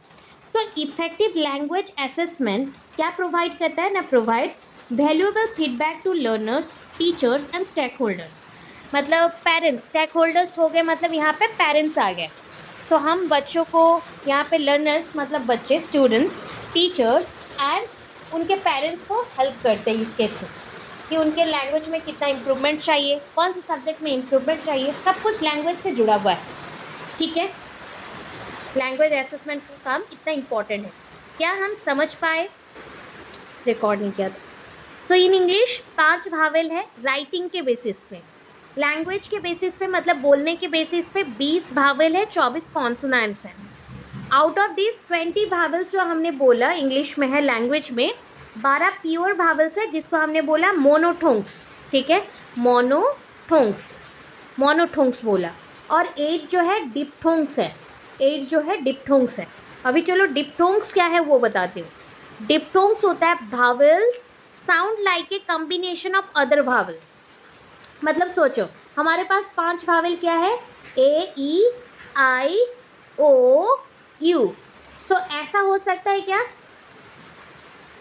देखो हो सकता है कि नहीं बताओ, A E S T H T I C, क्या लिखा बताओ, एस्थेटिक। एस्थेटिक का मतलब होता है ब्यूटी, एंड देखो यहाँ पे प्रोनाउंसिएशन में क्या आया, ए, बट लिखते वक्त कितना आ रहा है, 2 आया, 2 भावेल्स मिल गए, ए मिल गया और ई मिल गया। ऐसे बहुत सारे कॉम्बिनेशन में बनते हैं, ओ यू बहुत जगह पे ज्वाइन होता है, उसके अकॉर्डिंग डिप्थोंग्स बनते हैं। तो डिप्थोंग्स में एक्चुअली क्या होता है, मोनोथोंग्स में एक एक अल्फ़ाबेट का यूज़ होता है, डिप्थोंग्स में डाई मतलब दो दो अल्फ़ाबेट दोनों भावेल्स ही हैं जुड़ के वर्ड्स प्रोनाउंस किया जाता है। मोनोलिंगुअल आप जानते हो, ये person who can speak one language, who can speak only one language, अगर मोनो है तो सिंगल लैंग्वेज बोल सकता है। Bi means two, bi means two, तो a person who can speak two languages. Multi language क्या है, जो पर्सन्स दो से ज़्यादा लैंग्वेज बोल सकता है, that is a multi languages. Polyglot क्या है, जो पर्सन 5 to 10 लैंग्वेज, एक्चुअली 3 से ज़्यादा होना चाहिए, 3 से ज़्यादा लैंग्वेज जानते हैं वो पॉलीग्लॉट में आते हैं। 5 to 10 लैंग्वेजेस जिनको पता है वो पॉलीग्लॉट है, मतलब जिनको मेनी लैंग्वेजेस पता होता है। अच्छा, अब वर्ड देखो क्या है, language acquisition. When a child acquire language, when एक बच्चा जब एक लैंग्वेज को एक्वायर कर रहा है, भाषा को ग्रहण कर रहा है, थ्रू ए सबकॉन्शियस माइंड, मतलब खेलते हुए, उतना ज़्यादा ध्यान नहीं है, कंसंट्रेशन ज़्यादा नहीं है, बस वो खेलते कूदते हुए सीखते जा रहा है, विदाउट नोइंग ग्रामर रूल, कोई ग्रामर रूल नहीं पता है, उसको लैंग्वेज एक्विजिशन बोला जाता है, भाषागत अधिग्रहण बोला जाता है। लैंग्वेज लर्निंग नहीं बोलते हैं, भाषागत अधिग्रहण बोल सकते हैं। अगर भाषा सीखना है, भाषा को सीखना चाहते हो, ग्रहण नहीं करना है, पूरा सीखना है उसके रूल्स के साथ, ग्रामेटिकल रूल्स के साथ, देन वो लैंग्वेज आपका लैंग्वेज लर्निंग बोलता है। ठीक है, तो लैंग्वेज एक्विजिशन में when a child acquire language through a subconscious mind, subconscious process without knowing the grammatical rule. And ये बताओ कौन सा लैंग्वेज होगा, लैंग्वेज 1 होगा या लैंग्वेज 2 होगा, जहाँ पे हमें ग्रामेटिकल रूल जानना नहीं पड़ता, बचपन से ही हो जाता है language 1, mother tongue. And it is an informal process of learning, ये एक इनफॉर्मल प्रोसेस ऑफ लर्निंग है। अभी देखो लैंग्वेज लर्निंग किसे बोलते हैं, when a child learn language with rules, arrangement and proper vocabularies, जब बच्चे को प्रॉपर वोकाबुलरीज, वर्ड्स पता रहेंगे, रूल्स पता रहेंगे, ग्रामर्स पता रहेगा, तो उसको लैंग्वेज लर्निंग बोला जाता है। बताओ अभी कौन सा लैंग्वेज आएगा, लैंग्वेज 1 और लैंग्वेज 2?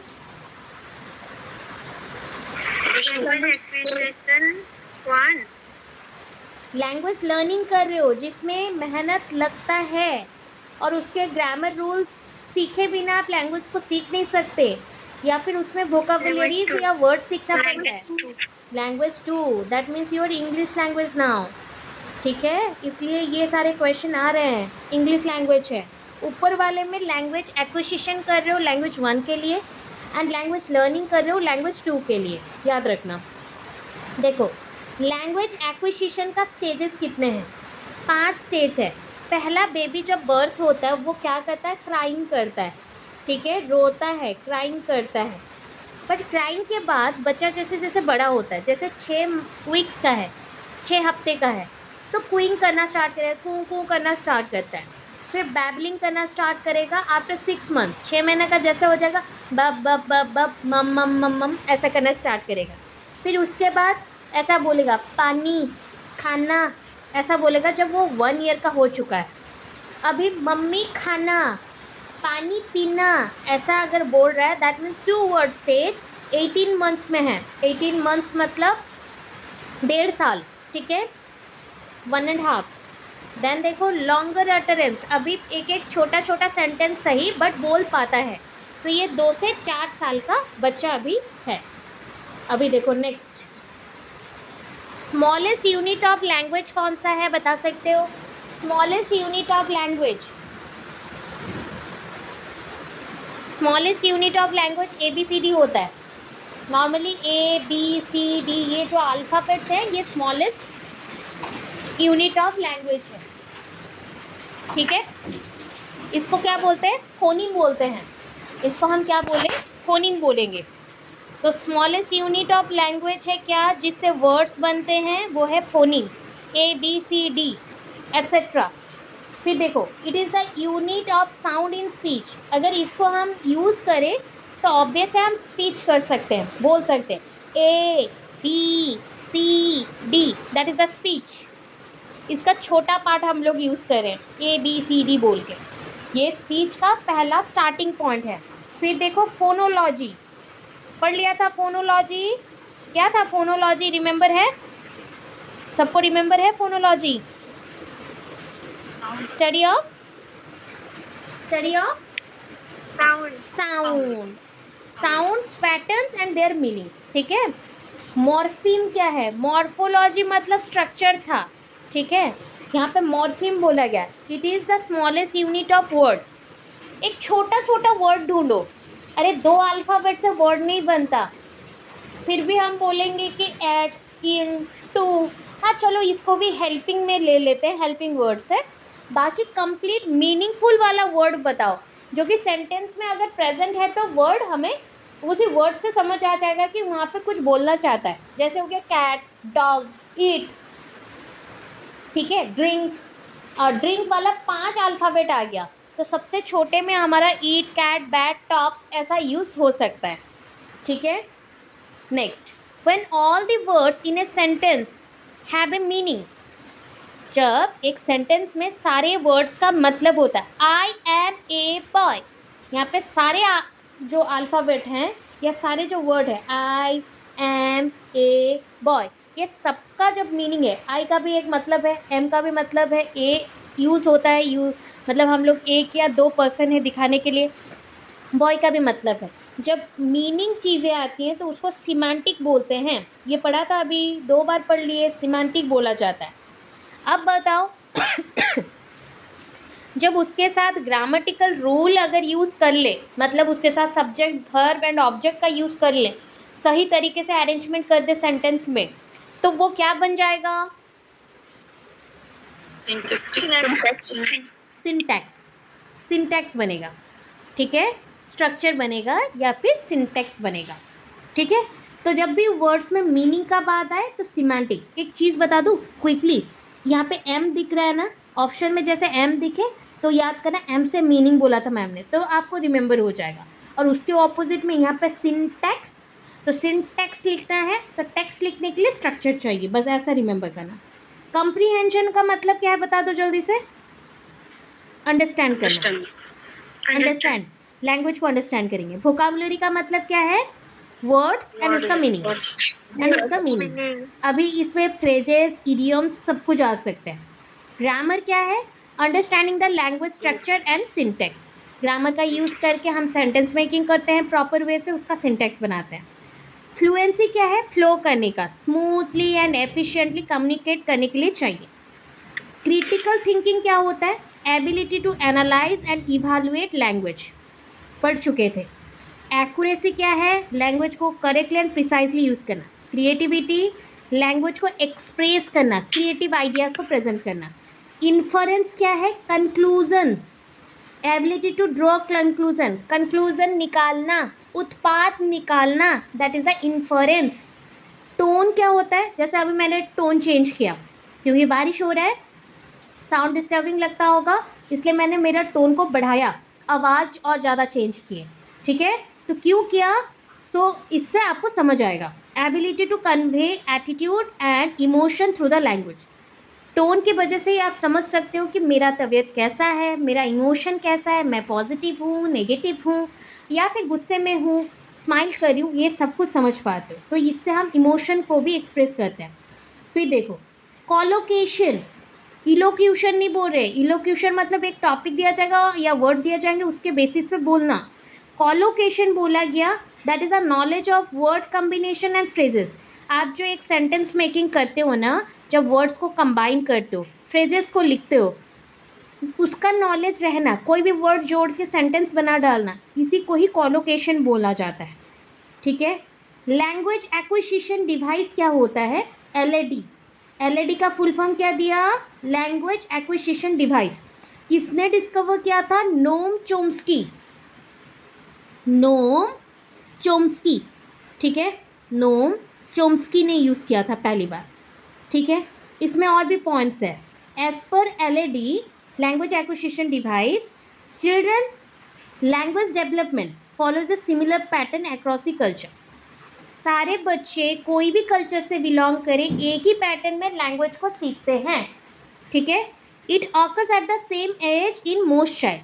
सारे बच्चे एक ही समय पे और एज पीरियड के एक ही टाइम पे सारे बच्चे लैंग्वेज सीखना शुरू करते हैं। तो आपके लिए क्वेश्चन है, बच्चे कब लैंग्वेज सीखना शुरू करते हैं? इन्फेंसी में, चाइल्डहुड में, या फिर एडोलेसेंस में? इन्फेंसी में। वेरी गुड, घर से ही सीखना शुरू करेंगे, मतलब लैंग्वेज एक्विजिशन स्टार्ट होगा। Children acquire language quickly and effortlessly. कौन सा लैंग्वेज को बच्चे जल्दी से सीख जाते हैं, एफर्टलेसली सीख जाते हैं? Mother tongue. अभी देखो एक और हाइपोथेसिस दे रही हूँ। Very good, Sapir Whorf hypothesis.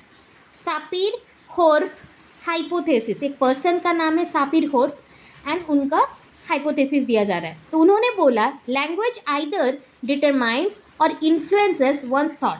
बोल रहा है कि लैंग्वेज डिसाइड करता है या प्रभावित करता है आपके सोचने का या विचार शक्ति को। लैंग्वेज के द्वारा आप बहुत ज़्यादा इन्फ्लुएंस होते हो एंड आपका सोच विचार दोनों ही बदल जाता है। स्किनर ने क्या बोला देखो, स्किनर ने बोला ये child imitates the language of its parents. घर पे बाप माँ या माता पिता जो लैंग्वेज का व्यवहार करते, जिस भाषा का व्यवहार करते, बच्चा उसी लैंग्वेज को जल्दी से कॉपी कर लेता है। इमिटेट करना मतलब कॉपी करना, और जल्दी से सीख लेता है। और उसके सराउंडिंग में जो भी लोग हैं जिस लैंग्वेज पे बात करते हैं उसी लैंग्वेज को वो जल्दी सीख लेता है और बोल पाता है। ठीक है। इंटेंसिव रीडिंग मतलब क्या था, बता दो जल्दी।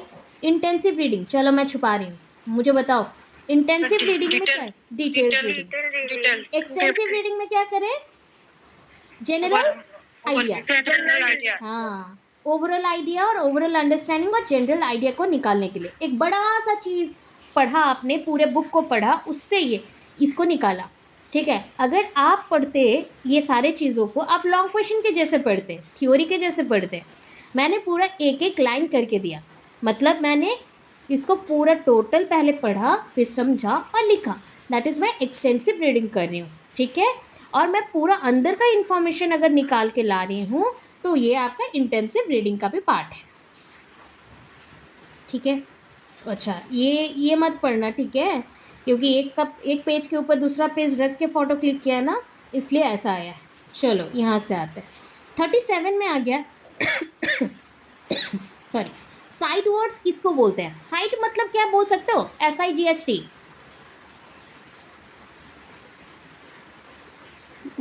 देखना। वेरी गुड, देखना। ऐसे कुछ वर्ड्स आपको दिखते हैं जब पढ़ते हुए सेम वर्ड्स आंखों के सामने बार बार आते हैं, देखियो कभी लगा है? हाँ, उन वर्ड्स को हम साइट वर्ड्स बोलते हैं। जब रीडिंग एंड राइटिंग करते हो तो जो वर्ड्स बार बार आपके आंखों के सामने आए और अपीयर होता जाए फ्रीक्वेंटली, उसको आप साइट वर्ड्स बोलते हैं। आप बोलो तो कौन सा साइट वर्ड आप ज़्यादा यूज़ करते हैं, बोल सकते हैं? कौन सा ऐसा वर्ड है ज़्यादा यूज़ करते हो? मैं तो जानती हूँ, बता सकती हूँ आपको। The end and. द का यूज़ आप ज़्यादा करते हो। एंड कोई भी दो वर्ड को जोड़ने के लिए हम फटाफट क्या करते हैं? एंड लगा देते हैं। देखना, बार बार ये दो वर्ड आते ही रहता है। ठीक है। तो ये साइट वर्ड्स हैं। अभी देखो क्या बोला गया, स्कैनिंग। स्कैनिंग, ठीक है, NNING। स्कैनिंग क्यों करते हैं? जैसे हम लोग कॉपी को या इंफॉर्मेशन एक पेज में लिखा गया उसको स्कैनिंग करके उसका एक नकल बना लेते हैं, वैसे ही scanning reading rapidly in order to find specific fact. हम बार बार एक चीज़ को पढ़ते हैं, मतलब स्कैन कर रहे हैं। क्यों? उसके अंदर छुपा हुआ इंफॉर्मेशन को या फैक्ट्स को जानने के लिए, उन फैक्ट्स को जानने के लिए। Reading rapidly in order to find specific fact. Skimming क्या होता है? SKIMMING। स्कीमिंग क्या होता है ना? General overview. तो ये बोल सकते हो, अगर फैक्ट जानना रह गया तो मुझे बताओ ऐसा कौन सा रीडिंग था जो जिसमें हम लोग स्पेसिफिक फैक्ट्स को जानते हैं, अंदर में छुपा हुआ इंफॉर्मेशन को जानते हैं? कौन सा रीडिंग था? इंटेंसिव। बस, स्कैनिंग आपका इंटेंसिव रीडिंग जैसा है। ठीक है। अभी स्कीमिंग कैसा दिख रहा है बताओ, जहाँ पे जनरल आइडिया और ओवरऑल आइडिया ले रहे हैं? एक्सटेंसिव। बस हो गया। ठीक है। देखो अभी और नेक्स्ट चलते हैं। कॉन्ट्रास्टिव पेयर किसको बोला जाता है? कॉन्ट्रास्टिव पेयर किसको बोला जाता है और किसे कहा जाता है?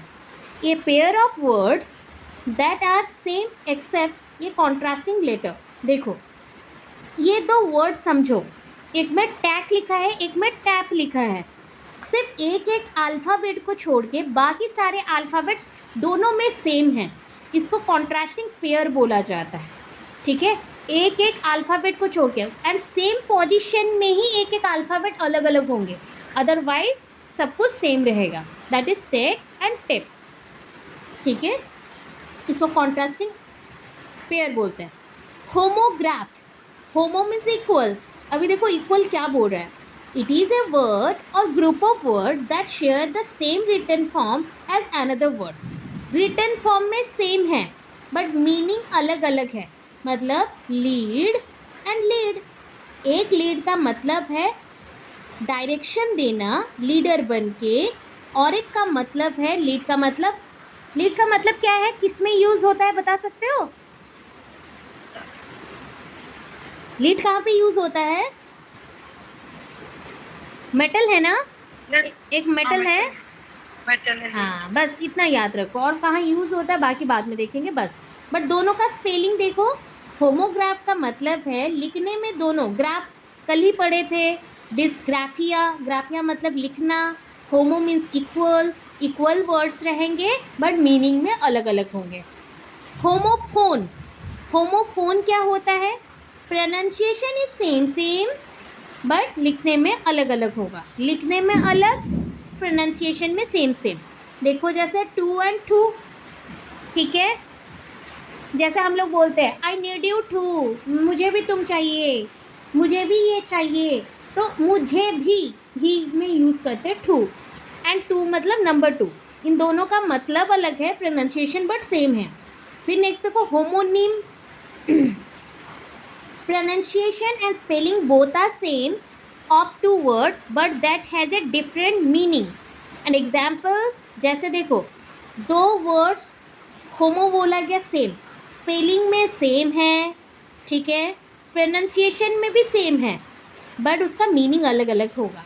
जैसे एक होता है स्वीटेबिलिटी, एक स्वीट का मतलब होता है रहने के लिए जगह जैसा, ठीक है, उस बेसिस पे।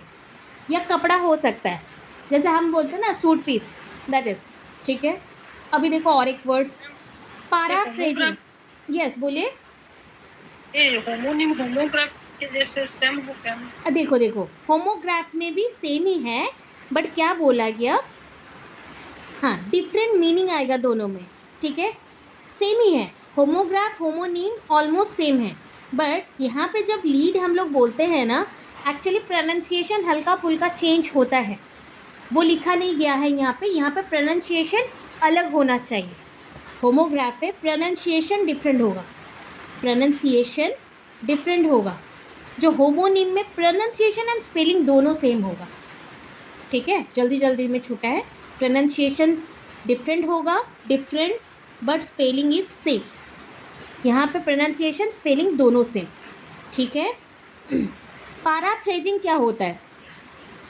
पैराफ्रेजिंग, फ्रेज मतलब जानते हो कि कपल ऑफ वर्ड्स को लेके एक सेंटेंस बनाया जाता है जिसका बहुत बड़ा मीनिंग होता है, तो यहाँ पे पारा बोला गया, paraphrasing, formulating someone else ideas in your own word. जैसे मैंने क्लास किया, मेरे आइडियाज़ को आपने लिया और अपने वर्ड्स में लिख डाला, ठीक है, उसको पैराफ्रेजिंग बोलते हैं। मैंने कुछ बताया, उसको आपने समझा, अपने लैंग्वेज में अपने ओन वर्ड्स में लिख डाला, इसे पैराफ्रेजिंग बोलते हैं। नोट टेकिंग क्या है ना, it is the practice of recording information from different sources and platforms. इसका मतलब होता है कि हम डिफरेंट प्लेटफॉर्म, डिफरेंट सोर्सेज से, जैसे बुक्स, मैगजीन्स, कहीं से भी नोट टेक करें, मतलब रिकॉर्ड करें, इंफॉर्मेशन को कॉपी में या रिकॉर्डिंग मोड पे कहीं पे भी स्टोर करके रख रहे हैं डिफरेंट इंफॉर्मेशन को। नोट टेकिंग का सिंपल मतलब स्टेप्स बोलो या टिप्स समझ लो क्या है। Writing only important points and clues, हम बस इम्पॉर्टेंट पॉइंट्स ही लिखेंगे एंड क्लू ही लिखेंगे, ऐसा नहीं है नोट टेकिंग में सब कुछ लिख डालोगे, ठीक है, नोट टेकिंग में सिर्फ इम्पॉर्टेंट चीज़ों को ही लिखा जाता है। अगर पूरा बुक को कॉपी कर डालो वो नोट टेकिंग नहीं है।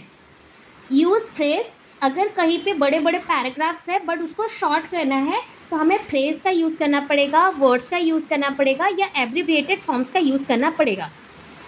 नेक्स्ट, फॉलोज ए पैटर्न, इसका एक सीक्वेंस होता है जहाँ पे हम डायग्रामेटिक फॉर्म में कर सकते हैं या फ्लो चार्ट में भी कर सकते हैं। ठीक है। नोट मेकिंग क्या है? Note making not only writing down all things, सिर्फ लिख के दिखाना नहीं है, ये नहीं होता, ये रॉन्ग कंसेप्ट है, इसलिए क्रॉस किया कि सिर्फ लिख देना नोट मेकिंग नहीं है। आप जो नोट बनाते हो ना, ये नोट मेकिंग वो नहीं होता है। एक्चुअली नोट मेकिंग क्या होना चाहिए, इसका मतलब है प्रोसेस ऑफ रिव्यूइंग, किसी चीज़ को पूरे ऊपर से नीचे तक देखना, व्यू का रिव्यू करना, अगेन पढ़ना, उसका कनेक्शन ढूंढना, सिंथेसाइज करना नए आइडियाज़ को फ्रॉम लेक्चर एंड रीडिंग्स। मैंने आपको लेक्चर दिया, उस लेक्चर का इन्फॉर्मेशन को आपने नोट डाउन किया, आइडियाज़ में लिखा, वो नोट टेकिंग था। उस आइडियाज़ को घर पे जाके आप जोड़ के अपने वर्ड से लिखा, that is the note making. ठीक है। अब देखो डायरेक्ट मेथड क्या होता है, लास्ट में आ गए 48, 49, 50, 51, ये आपका आज का पॉइंट है। डायरेक्ट मेथड क्या होता है ना, it is also known as natural method. जब हम, जैसे देखो यहाँ पे इंग्लिश लैंग्वेज में है, बट इंग्लिश के साथ साथ मैं हिंदी लैंग्वेज का यूज़ कर रही हूँ एक्सप्लेन करने के लिए, बिकॉज यहाँ पे उड़िया मीडियम से भी बच्चे हैं, इंग्लिश मीडियम से भी है, सीटेट के भी बच्चे हैं, तो सीटेट में तो इंग्लिश हिंदी चाहिए या मोस्ट प्रोबेबली चाहिए, फिर आपके ओटेट में भी यूज़ होगा, ओस्टेट में होगा, एंड हिंदी सबको कॉमन लगता है, जैसे कि बाहर के बच्चे भी पढ़ सकते हैं। सो दैट हमने यहाँ पे 2 लैंग्वेज का यूज़ किया, तो वो ग्रामर ट्रांसलेशन मेथड हो गया। बट जब हम डायरेक्ट मेथड बोल रहे हैं तो हमारा टारगेट लैंग्वेज और हार्ड लैंग्वेज कौन सा है? Language 2 English. तो जब हम, ये मेरा टारगेट लैंग्वेज है, उस टारगेट लैंग्वेज को पढ़ने के लिए मदर टंग का यूज़ नहीं होगा। और इस लैंग्वेज को जब इंग्लिश छोड़ के भी बाहर के कोई भी लैंग्वेज को हम क्या बोलेंगे? फॉरेन लैंग्वेज बोलेंगे। जो हमारा नॉन लैंग्वेज नहीं है वो फॉरेन लैंग्वेज हुआ। जब हम उस फॉरेन लैंग्वेज को पढ़ने के लिए उसी लैंग्वेज का यूज़ करते हैं, डायरेक्ट मेथड बोला जाता है। जब कोई फॉरेन लैंग्वेज को समझना है, पढ़ना है, तब उसी लैंग्वेज का यूज़ करेंगे। जैसे इंग्लिश मीडियम स्कूल में होता है, इंग्लिश लैंग्वेज को पढ़ाने के लिए इंग्लिश का यूज़ करेंगे, कोई भी हिंदी लैंग्वेज या नेटिव लैंग्वेज या फिर रीजनल लैंग्वेज या मदर टंग का यूज़ नहीं होगा। तो डायरेक्ट लैंग्वेज मतलब जैसे इंग्लिश लैंग्वेज है तो इंग्लिश से ही पढ़ाया जाएगा, तो उसको डायरेक्ट मेथड बोला जाता है। डायरेक्ट मेथड नेचुरल मेथड है, नॉर्मली इंग्लिश मीडियम स्कूल्स में, जो सीबीएसई आईसीएसई बोर्ड के स्कूल्स हैं वहाँ पे यूज़ किया जाता है। अभी देखो grammar translation method. Grammar translation method, in this method students learn grammatical rules. पहले वो ग्रामर का रूल सीखेंगे, सब्जेक्ट ऑब्जेक्ट वर्ब को कैसे जोड़ना है, टेंसेस सीखेंगे, एडजेक्टिव एडभार जितना है वो सब कुछ सीख लिया। देन उसी रूल्स को वो यूज़ करेंगे जैसे ट्रांसलेट करने के लिए सेंटेंसेस को target language and native language में। मतलब जैसे सोच लो मेरा टारगेट लैंग्वेज इंग्लिश है, पहले मैंने इंग्लिश का रूल समझा, देन उसको मैं ट्रांसलेट करूँगा ओडिया में या हिंदी में या फिर दूसरे लैंग्वेज में। तो ये हो गया ग्रामर ट्रांसलेशन मेथड, जहाँ पे दोनों मेथड यूज़ हो रहे। पहले ग्रामर के रूल जानो, फिर ट्रांसलेशन करो 2 लैंग्वेजेस में। ठीक है। फिर देखो BICS, बिक्स बोलते हैं। बिक्स stand for basic interpersonal communication skill, basic interpersonal communication skill. और एक बार बोल रही हूँ, basic interpersonal communication skill. Normally जो लैंग्वेज स्किल का आप यूज़ करते हैं डे टू डे कम्युनिकेशन में, उसको बिक्स बोला जाता है। मैं आपसे बात करना चाहती हूँ तो अभी जो लैंग्वेज का मैं यूज़ कर रही हूँ, जिस लैंग्वेज स्किल का मैंने यूज़ किया वो बिक्स है। वो क्या है? बिक्स है। नेक्स्ट देखो काल्प, CALP। काल्प क्या होता है ना? काल्प का मतलब है, फुल फॉर्म देखो, कॉग्निटिव एकेडमिक लैंग्वेज एफिशिएंसी। तो बताओ काल्प को देन कहाँ पे यूज़ करेंगे? अगर ये कॉग्निटिव एकेडमिक लैंग्वेज प्रोफिशिएंसी है या एफिशिएंसी है तो कहाँ पे यूज़ करेंगे? कहाँ पे यूज़ करें? स्कूल में, एकेडमिक में, पढ़ाई में यूज़ किया जाएगा। ठीक है, ये ज़्यादा नहीं चाहिए, फिर भी सुन लो। रिसेप्शन स्किल है आपका, एक्सटेंसिव एंड रीडिंग स्किल को रिसेप्शन स्किल बोला जाता है। एंड आपका एक्सप्रेशन स्किल होता है स्पीकिंग एंड राइटिंग, जहाँ पे आप एक्सप्रेस करते हो वो एक्सप्रेशन स्किल होता है, जहाँ पे आप रिसीव कर रहे हो, सुन रहे हो या समझ रहे हो, वो listening skill and reception skill होता है। ठीक है, नॉर्मली स्किल जब आप सीखते हो ना, बहुत सारे उसके पॉइंट्स होते हैं। ठीक है, इसके एम्स ऑब्जेक्टिव्स बहुत सारे होते हैं। जैसे जूनियर लेवल में पढ़ रहे हैं, बस सुनते जाओ अभी। ठीक है, जूनियर लेवल में पढ़ रहे हैं तो बच्चे को प्रॉपरली LSRW आना चाहिए। ठीक है, बच्चा पहले क्या सीखेगा, लिसनिंग एंड स्पीकिंग सीखेगा, जैसे नर्सरी में, KG में, फर्स्ट स्टैंडर्ड में सीखेगा। जब बच्चे को हम सेकेंड एंड थर्ड स्टैंडर्ड में भेज रहे हैं तो उसका listening skill, speaking skill, loud skill, ये सब इम्पॉर्टेंट है। 1 सेकेंड छोड़ो, देन समझो।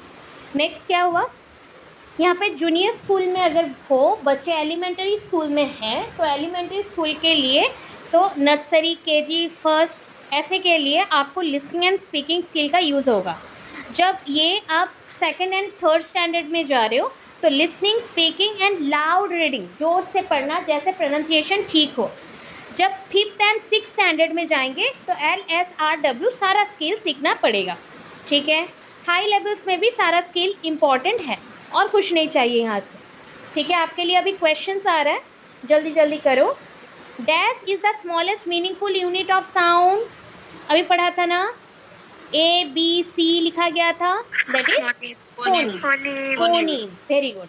अभी देखो कुछ इन्फॉर्मेशन और दे रही हूँ, लैंग्वेज फैमिलीज बता रही हूँ। ठीक है, so Indo European families, Indo European मतलब हो गया, एग्जाम्पल में है Hindi, Gujarati, English. Dravidian families, द्राविड़ साउथ के साइड में चले जाओ, तमिल, तेलुगु, कन्नड़, मलयालम। तिब्बतो बर्मन जो हो गया, that is language from eastern India. And Austro Asiatic language हो गया, languages in Jharkhand, central Asia जैसे यूज़ हुआ। एंड उसके बाद तो अडामानीज बहुत सारे हैं, तो ये नहीं चाहिए, बस समझ के रखो। लैंग्वेज क्या क्या था फटाफट देख लो। It is symbolic and dynamic, language को हम सिम्बॉल से भी बोल सकते हैं, जैसे हाथ या फिर मुंह का एक्सप्रेशन, बिहेवियर को दिखा सकते हैं। मीन्स ऑफ कम्युनिकेशन, अगर कम्युनिकेशन बोल रहे हो तो हम जिससे बातचीत करते हैं। Medium of instruction, information share करने के लिए या क्लासरूम में टीचिंग देने के लिए यूज़ करते हैं। लैंग्वेज इज़ आर्बिटरी, लैंग्वेज हर जगह यूज़ होता है और सेम पैटर्न में ही यूज़ होता है। It's a carrier of civilisation, ये कल्चर्स को एंड सिविलाइजेशन को, कला, साम्राज्य और जो भी स्थापत्य है, सारे चीज़ों को ये लेके जाता है, ये व्हीकल जैसा है।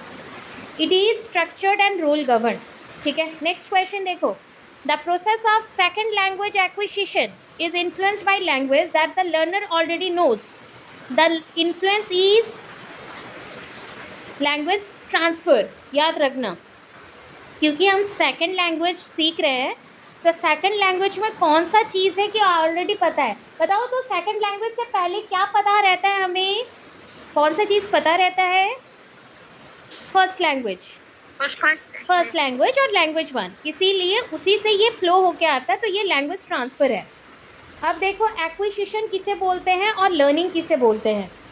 एक्विजिशन मतलब जो बच्चा फर्स्ट लैंग्वेज सीखता है, लर्निंग मतलब जिससे बच्चा फॉर्मल नॉलेज लेता है। एक्विजिशन का मतलब जो इजीली लैंग्वेज को ले लेता है, जैसे picking up.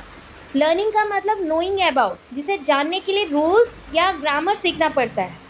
Acquisition subconscious mind में हो जाता है, बट जब आप लर्निंग करते हो तो उसके लिए कॉन्शियस माइंड चाहिए।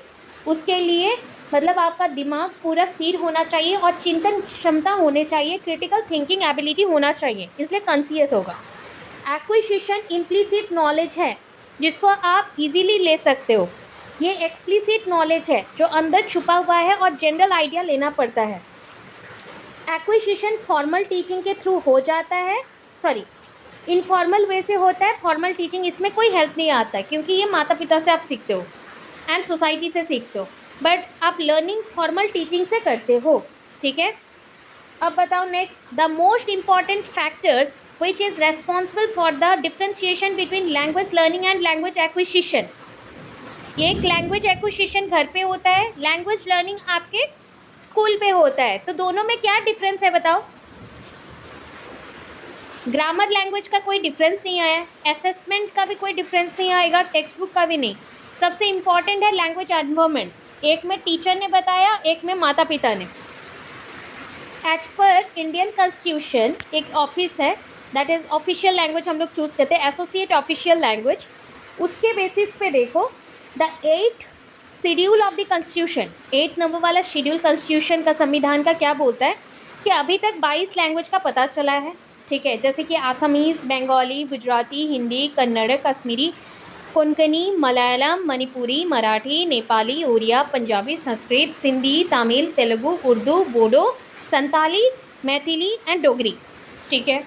22 लैंग्वेज है, बस याद रखना। नेशनल करिकुलम फ्रेमवर्क क्या बोलता है?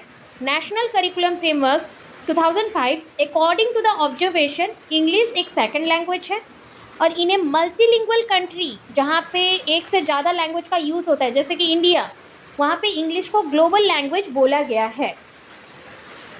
Okay, which observation supports Noam Chomsky's ideas about language acquisition? अभी पढ़ के आए थे, बताओ। लैंग्वेज एक्विजिशन डिवाइस इन्होंने डिस्कवर किया था। सो ये सारे पॉइंट्स हम वहाँ पे पढ़ के आए थे। बच्चा लैंग्वेज इजीली सीख जाता है क्योंकि वो एक्वायर कर रहा है। बच्चा सेम एज में ही ऑलमोस्ट ऑल बच्चे सीखते हैं, कोई भी कल्चर के हो बच्चे सेम डेवलपमेंट करते हैं सिमिलर पैटर्न में, तो ऑल ऑफ दीज बोला गया। अच्छा, ये तो बोल सकते हो ना, Skinner is the opinion that children often dash in the language acquisition process. अच्छा, लैंग्वेज बच्चे एडल्ट से इग्नोर करके सीखते हैं, मिसबिहेव करके, फेल बैडली, या कॉपी करते हैं एडल्ट्स को। जल्दी, आई नो आंसर जानते हो। कॉपी। अच्छा, कॉपी का अदर वर्ड क्या है बता दो? इमिटेटिंग। नेक्स्ट देखो, वैसे ही वर्ड्स और कुछ दे रही हूँ मैं। Skinner put forward the theory that children best acquire the language through, language ज़्यादा अच्छे से सीख पाते किसके थ्रू? इमिटेटिंग, प्रॉम्प्टिंग, शेपिंग, ठीक है। Imitating, prompting, shaping. जैसे मैं ना आपको थोड़ा सा हिंट देती हूँ तो जल्दी से पकड़ लेते हो। इमिटेट करते हो, कॉपी करते हो, शेपिंग करते हो, मतलब जस्ट लाइक आपको कोई चीज़ों से समझ के धीरे धीरे लैंग्वेज में बहुत अच्छा नॉलेज हो रहा है। देखो, पियाजे ने भी बोला था कि थॉट प्रिसीडेड लैंग्वेज, बोला था कि थॉट लैंग्वेज को और ज़्यादा मोटिवेट करता है, ठीक है। थॉट लैंग्वेज को मोटिवेट करता है, मतलब लैंग्वेज सीखने के लिए आपको हेल्प करता है।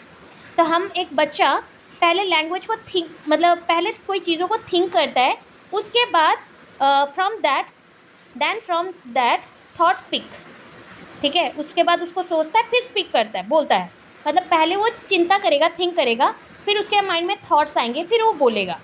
वाइगोट्स्की ने बोला था, Vygotsky believe that thought and speech were separate. इन्होंने बोला थॉट अलग है, स्पीच अलग है, इसलिए वाइगोट्स्की के अकॉर्डिंग स्पीचेस के टाइप आ गए, private speech, inner speech and social speech. And वो एज अराउंड 3 के आसपास ये अलग अलग वे से होता है। अब बताओ, इट इज सजेस्टेड बाय पियाजे that children learn language through, अरे पियाजे के अकॉर्डिंग बताओ, क्योंकि देखो ये राइटिंग स्पीकिंग उनका कंसेप्ट नहीं है, ट्रायल एरर थॉर्नडाइक का है, शेपिंग भी उसका नहीं है, तो कौन सा हो गया? Assimilation and accommodation.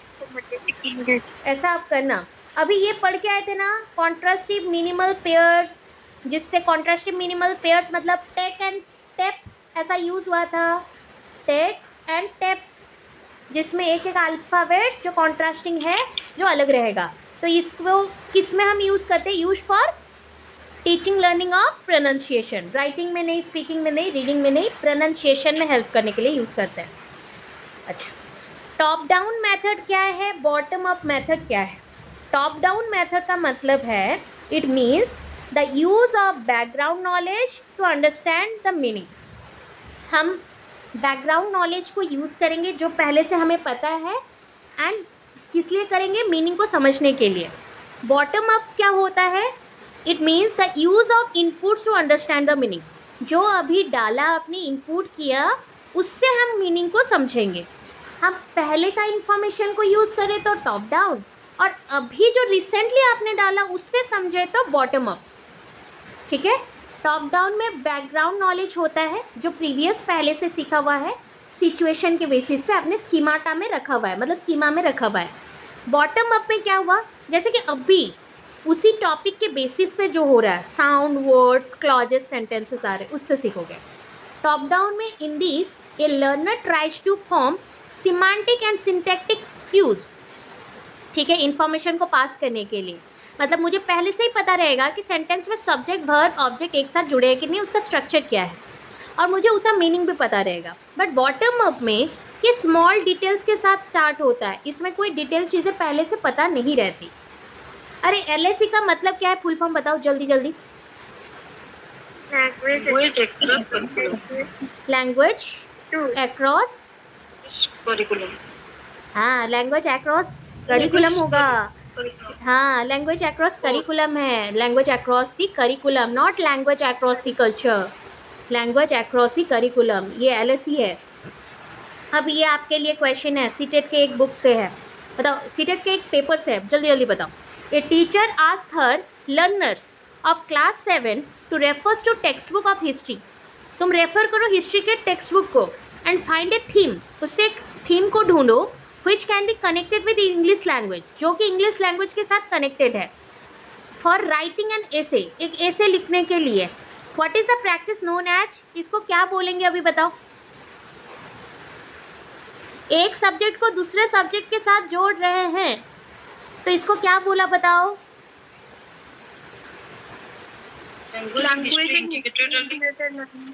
Language across the curriculum,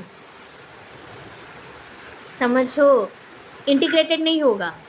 एक टेक्स्ट बुक को हम प्रिफर करेंगे दूसरे के चीज़ों को समझ के लिखने के लिए, ठीक है। ऐसे मल्टीपल सब्जेक्ट्स को भी तो जोड़ सकते हैं ना, तो इंटीग्रेटेड में बस 2 चीज़ जुड़ता है, बट अगर मल्टीपल होने का चांसेस है तो वो लैंग्वेज अक्रॉस द करिकुलम है, ठीक है। नेक्स्ट चलो, देखो ये क्या है, the mode of using the learners native language to teach some academic content while providing additional language to instruction। मतलब आप लैंग्वेज टू इंस्ट्रक्शन दे रहे हो लैंग्वेज 2 में भी, प्लस उसके साथ लैंग्वेज 1 का भी यूज़ कर रहे हो उसको समझाने के लिए, तो ये कौन सा एजुकेशन हो गया। 2 लैंग्वेज यूज हुआ है, बाइलिंगुअल। अभी देखो, bilingual education is an educational practice where dash in the teaching learning process. मुझे पता है कि यहाँ पे इंफॉर्मेशन दिख रहा है, ऑलरेडी ग्रीन मार्क है, बट आप समझ पा रहे हो कि नहीं, ये इंपॉर्टेंट है। आपके मन में जो आंसर आ रहा है वो पहले बताओ।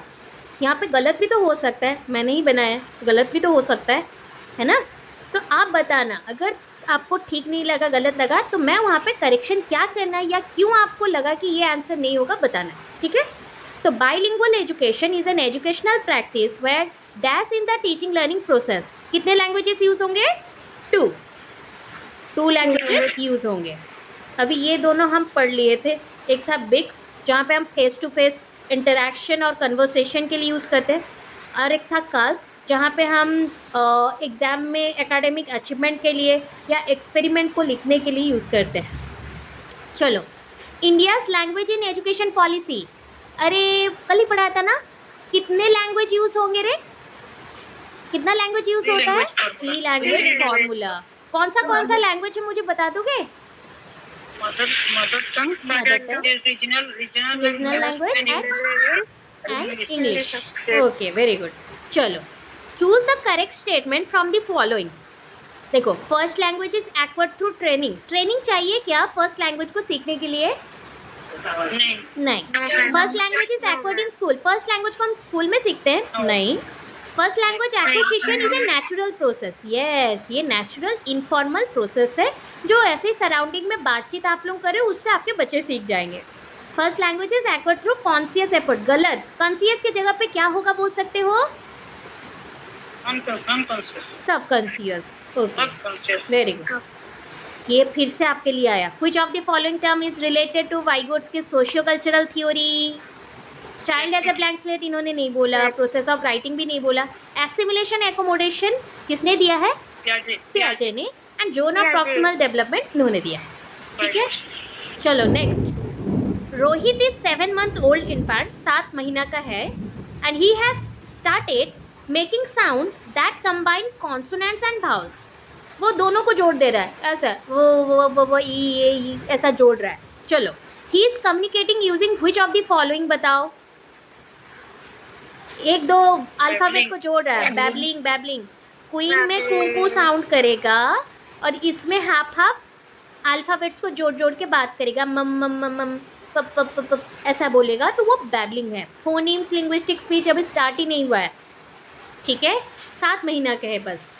Education process in which learners start their schooling in their mother tongue and then move on to the additional language in school is termed as. पहले उस बच्चे ने एजुकेशनल प्रोसेस में स्कूलिंग स्टार्ट किया मदर टंग में, उसके बाद बहुत सारा लैंग्वेज सीखना, एडिशनल लैंग्वेजेस सीखना स्टार्ट किया, जैसे उड़िया, संस्कृत, इंग्लिश। तो अब बताओ वो कौन सा एजुकेशन सिस्टम बोला जाएगा? Multilingual, multilingual. चलो next. The pattern of sentences that children need to learn to master the fundamental skill of language. Pattern बोला गया है, तो कौन सा चीज़ है? स्ट्रक्चर। सेंटेंस का पैटर्न बोले तो उसका स्ट्रक्चर है। अभी बताओ स्ट्रक्चर है तो कौन सा होगा? सिंटैक्टिक, मतलब सिंटैक्स होगा, सिंटैक्टिक बोल रही हूँ, सिंटैक्स होगा या सिमेंटिक होगा? सिंटैक्स होगा। चलो, one important difference between animal and human communication is that animals can communicate emotion। क्या वो हमसे बात कर सकते हैं इमोशंस के लिए? नहीं। ह्यूमंस कम्युनिकेट फॉर इमोशन, नहीं, सिर्फ इमोशन के लिए नहीं, खाना पीना शेयरिंग के लिए भी चाहिए। Humans communicate to ensure their own welfare, वो अपने लिए बस नहीं सोचते हैं, एनिमल्स सोचते हैं। एनिमल्स कम्युनिकेट करते हैं अपने वेलफेयर के लिए, अपने आप को बचाने के लिए, अपने पूरा सोसाइटी, उसका एनिमल सोसाइटी को बचाने के लिए। Which of the following you would not consider as an authentic task for language learning? देखो, using A hotel menu for a speaking task. Not बोला गया है क्वेश्चन में, बार बार देखना, नॉट वाला क्वेश्चन ओटेड ओस्टेड सीटेड में बहुत बार आता है। हाँ, हम लोग होटल का मेनू कार्ड को यूज़ कर सकते हैं, बहुत सारे डिफिकल्ट वर्ड्स मिलेंगे स्पीकिंग के लिए, ऑब्वियस उससे अच्छा है। Asking learner to write an essay on good, हम क्या बोल रहे हैं कि लैंग्वेज लर्निंग के लिए कौन सा ऑथेंटिक टास्क नहीं है। Asking learner to describe the room in which they are in now, बच्चे को बोलना है कि तुम जिस रूम में हो उसके बारे में बताओ, क्योंकि वो लिख सकेगा, कुछ कुछ ईजी लगेगा। Asking learner to listen to a film song, एक फिल्म सॉन्ग सीखो, उसे पसंद करो एंड उसके write the meaning of the same, उसी का मीनिंग लिखो, वो कर सकता है। बस ये बच्चा नहीं कर सकता प्रॉपर वे से कि गोट क्या है, गोट में क्या है, वो 10 लाइन लिखेगा, बाकी नहीं हो पाएगा। तो ऑथेंटिक ये नहीं बोला गया, चारों सेम है, मतलब लगेगा कि पॉजिटिव है, बट उसमें से ये थोड़ा सा नेगेटिव है, इसलिए इसको दिया गया। Bilingual mode of teaching learning makes use of the learner native language and simultaneously language 2। ये तो पूरा जानते हो, कर लोगे फटाफट। अच्छा, एक रीजनल लैंग्वेज क्या होता है? एक एरिया का क्या होगा? लैंग्वेज होगा, जिसको हम स्पीच में यूज़ करते हैं, ठीक है। क्या ये मदर टंग होगा? हो सकता है, पॉसिबल है। येस और नो बोलो तो, ये मदर टंग हो सकता है, रीजनल लैंग्वेज हो सकता है? हाँ, हो सकता है। अच्छा, साइन लैंग्वेज क्या होता है बताओ? साइन लैंग्वेज एक नेचुरल लैंग्वेज है, इतना याद रख लो बस। Which of the following is true sign language? Sign language is a natural language. Sign language always natural रहता है, ठीक है, ये जानते हैं पूरा। देखो, competency based language teaching aims at, competency बोला गया जिससे बच्चे का एबिलिटीज इंक्रीज हो। ऐसा वर्ड जहाँ पे दिख जाए, जहाँ पे बच्चे का एबिलिटीज, बच्चे का स्किल नहीं, एबिलिटीज इंप्रूव हो, जहाँ पे बच्चा personally, professionally, work and education में डेवलप हो, तो उसको कॉम्पिटेंसी बेस्ड लर्निंग बोला जाता है, ठीक है। Embedding the pedagogy into the material to enable the teacher adapt the pedagogy. देखो, पेडागॉजी को मटेरियल के साथ जोड़ के टीचिंग में उसी पेडागॉजी को एडप्ट करना, इसे क्या बोलते हैं? इसको बोलते हैं पेडागॉजिकल रियलाइजेशन ऑफ मटेरियल। अच्छे अच्छे पॉइंट्स हैं, उसे समझना पड़ेगा। ऑथेंटिक मटेरियल नहीं बोला जाता, का कंटेंट वैलिडिटी टेस्ट के बेसिस पे होगा, प्रोसेस वैलिडिटी भी नहीं होगा। पेडागॉजी जब यूज़ हुआ है, पेडागॉजी में मटेरियल को ऐड कर रहे हो, तो पेडागॉजिकल रियलाइजेशन ऑफ मटेरियल होता है, जिसको आप TLM बोलते हो। What is the major aim of teaching poetry? Poetry क्यों पढ़ना चाहिए? Poetry is for enjoyment and ideas. Grammar learning करना है, poetry is to know about the poet, नहीं कभी नहीं होगा। Poetry is for vocabulary learning, बस वोकाबुलरी सीखने के लिए करोगे, वर्ड सीखने के लिए करोगे, नहीं। पोएट्री हम लोग नॉर्मली एन्जॉय करने के लिए एंड आइडियाज़ को सीखने के लिए करते हैं, ठीक है। ये भी पढ़ चुके हो, बॉटम अप स्ट्रैटेजी पढ़ा दिया है, ठीक है। ये लेक्सिकल अप्रोच नहीं आएगा आप लोगों का, फिर भी पढ़ लो। ये teacher right words and short sentences. एक टीचर ने क्या किया ना, वर्ड्स लिख रहा है एंड शॉर्ट सेंटेंसेस लिख रहा है एज लैंग्वेज चंक्स, मतलब छोटे छोटे टुकड़ों में लिख रहा है, ठीक है। फिर उसको क्या किया, एज अनएनालाइज्ड होल्स, मतलब उसको कंबाइन कर दिया। C then gives the chunks in context for use by learners, फिर उसको दे दिया लर्नर्स को कि तुम समझो एंड पढ़ो। What method of or approach of teaching of vocabulary does this reflect? तो इसको लेक्सिकल अप्रोच बोला जाता है, ये एक्स्ट्रा है। अगर छोटे छोटे पार्ट्स में आप एक साथ वर्ड्स को जोड़ के या छोटे छोटे सेंटेंसेस में एक साथ रख के बच्चों को यूज़ करने के लिए देते हो, उसको लेक्सिकल अप्रोच बोलते हैं। Cognitive academic language proficiency, that is काल। काल का मतलब क्या था, एकेडमिक यूज़ करना, एकेडमिक में अचीवमेंट में यूज़ करना। तो एकेडमिक के अचीवमेंट में यूज़ करना मतलब day to day language function में यूज़ करें, तो ये कौन सा हो जाएगा, बिक्स होगा या काल्फ होगा, बिक्स होगा या काल्फ होगा, बिक्स होगा। ओके, कन्वर्सेशन देखो, फिर से कन्वर्सेशन बोला, बिक्स होगा। अगर शॉर्ट स्टोरी पढ़ रहे हो ये भी बिक्स होगा, बट यहाँ पे अगर बड़े हायर ऑर्डर के लिए सीख रहे हो या अचीवमेंट के जहाँ पे दिख रहा है हायर ऑर्डर या आगे कुछ बढ़ना है तो ये हो जाएगा, ठीक है। ये नहीं चाहिए। और language awareness in learners refers to, अरे लैंग्वेज अवेयरनेस क्यों चाहिए, an enhance consciousness and sensitivity to reading and writing a language. देखो, हम एक चीज़ को सुनते हैं, ये लिसनिंग है, हम एक चीज़ को बोलते हैं, ये स्पीकिंग है, बट जिससे लैंग्वेज अवेयरनेस बढ़ता है वो रीडिंग एंड राइटिंग है, तो उसमें कॉन्शियस बनना और नहीं चाहिए, हो जाएगा। पोर्टफोलियो क्या होता था बताओ, पोर्टफोलियो कलेक्शन ऑफ मार्क्स और ग्रेड्स होता है, ठीक है, जो लर्नर्स के थ्रू होता है, हम एविडेंसेस रखते हैं। कलेक्शन ऑफ मार्क्स और grades by learners over a period of time as evidence, ठीक है। थोड़ा शॉर्ट पीरियड है, टाइम हो गया 9:30 हो गया, इसलिए जल्दी जल्दी बता दे रही हूँ। ये आपका आज का लास्ट क्वेश्चन है। नेशनल एजुकेशन पॉलिसी 2020 रिकमेंड कर रहा है the study of foreign language क्या है, कब होना चाहिए, as an additional optional language at the secondary stage, इतना याद रखना, as an additional optional language और option at the secondary stage, secondary stage में ही होगा, ठीक है, और नहीं है, ख़त्म हुआ। क्या हम क्लियर हैं? ओके, कुछ आएगा। Thanks for watching my videos. Guys, please subscribe my channel and share with your friends and family.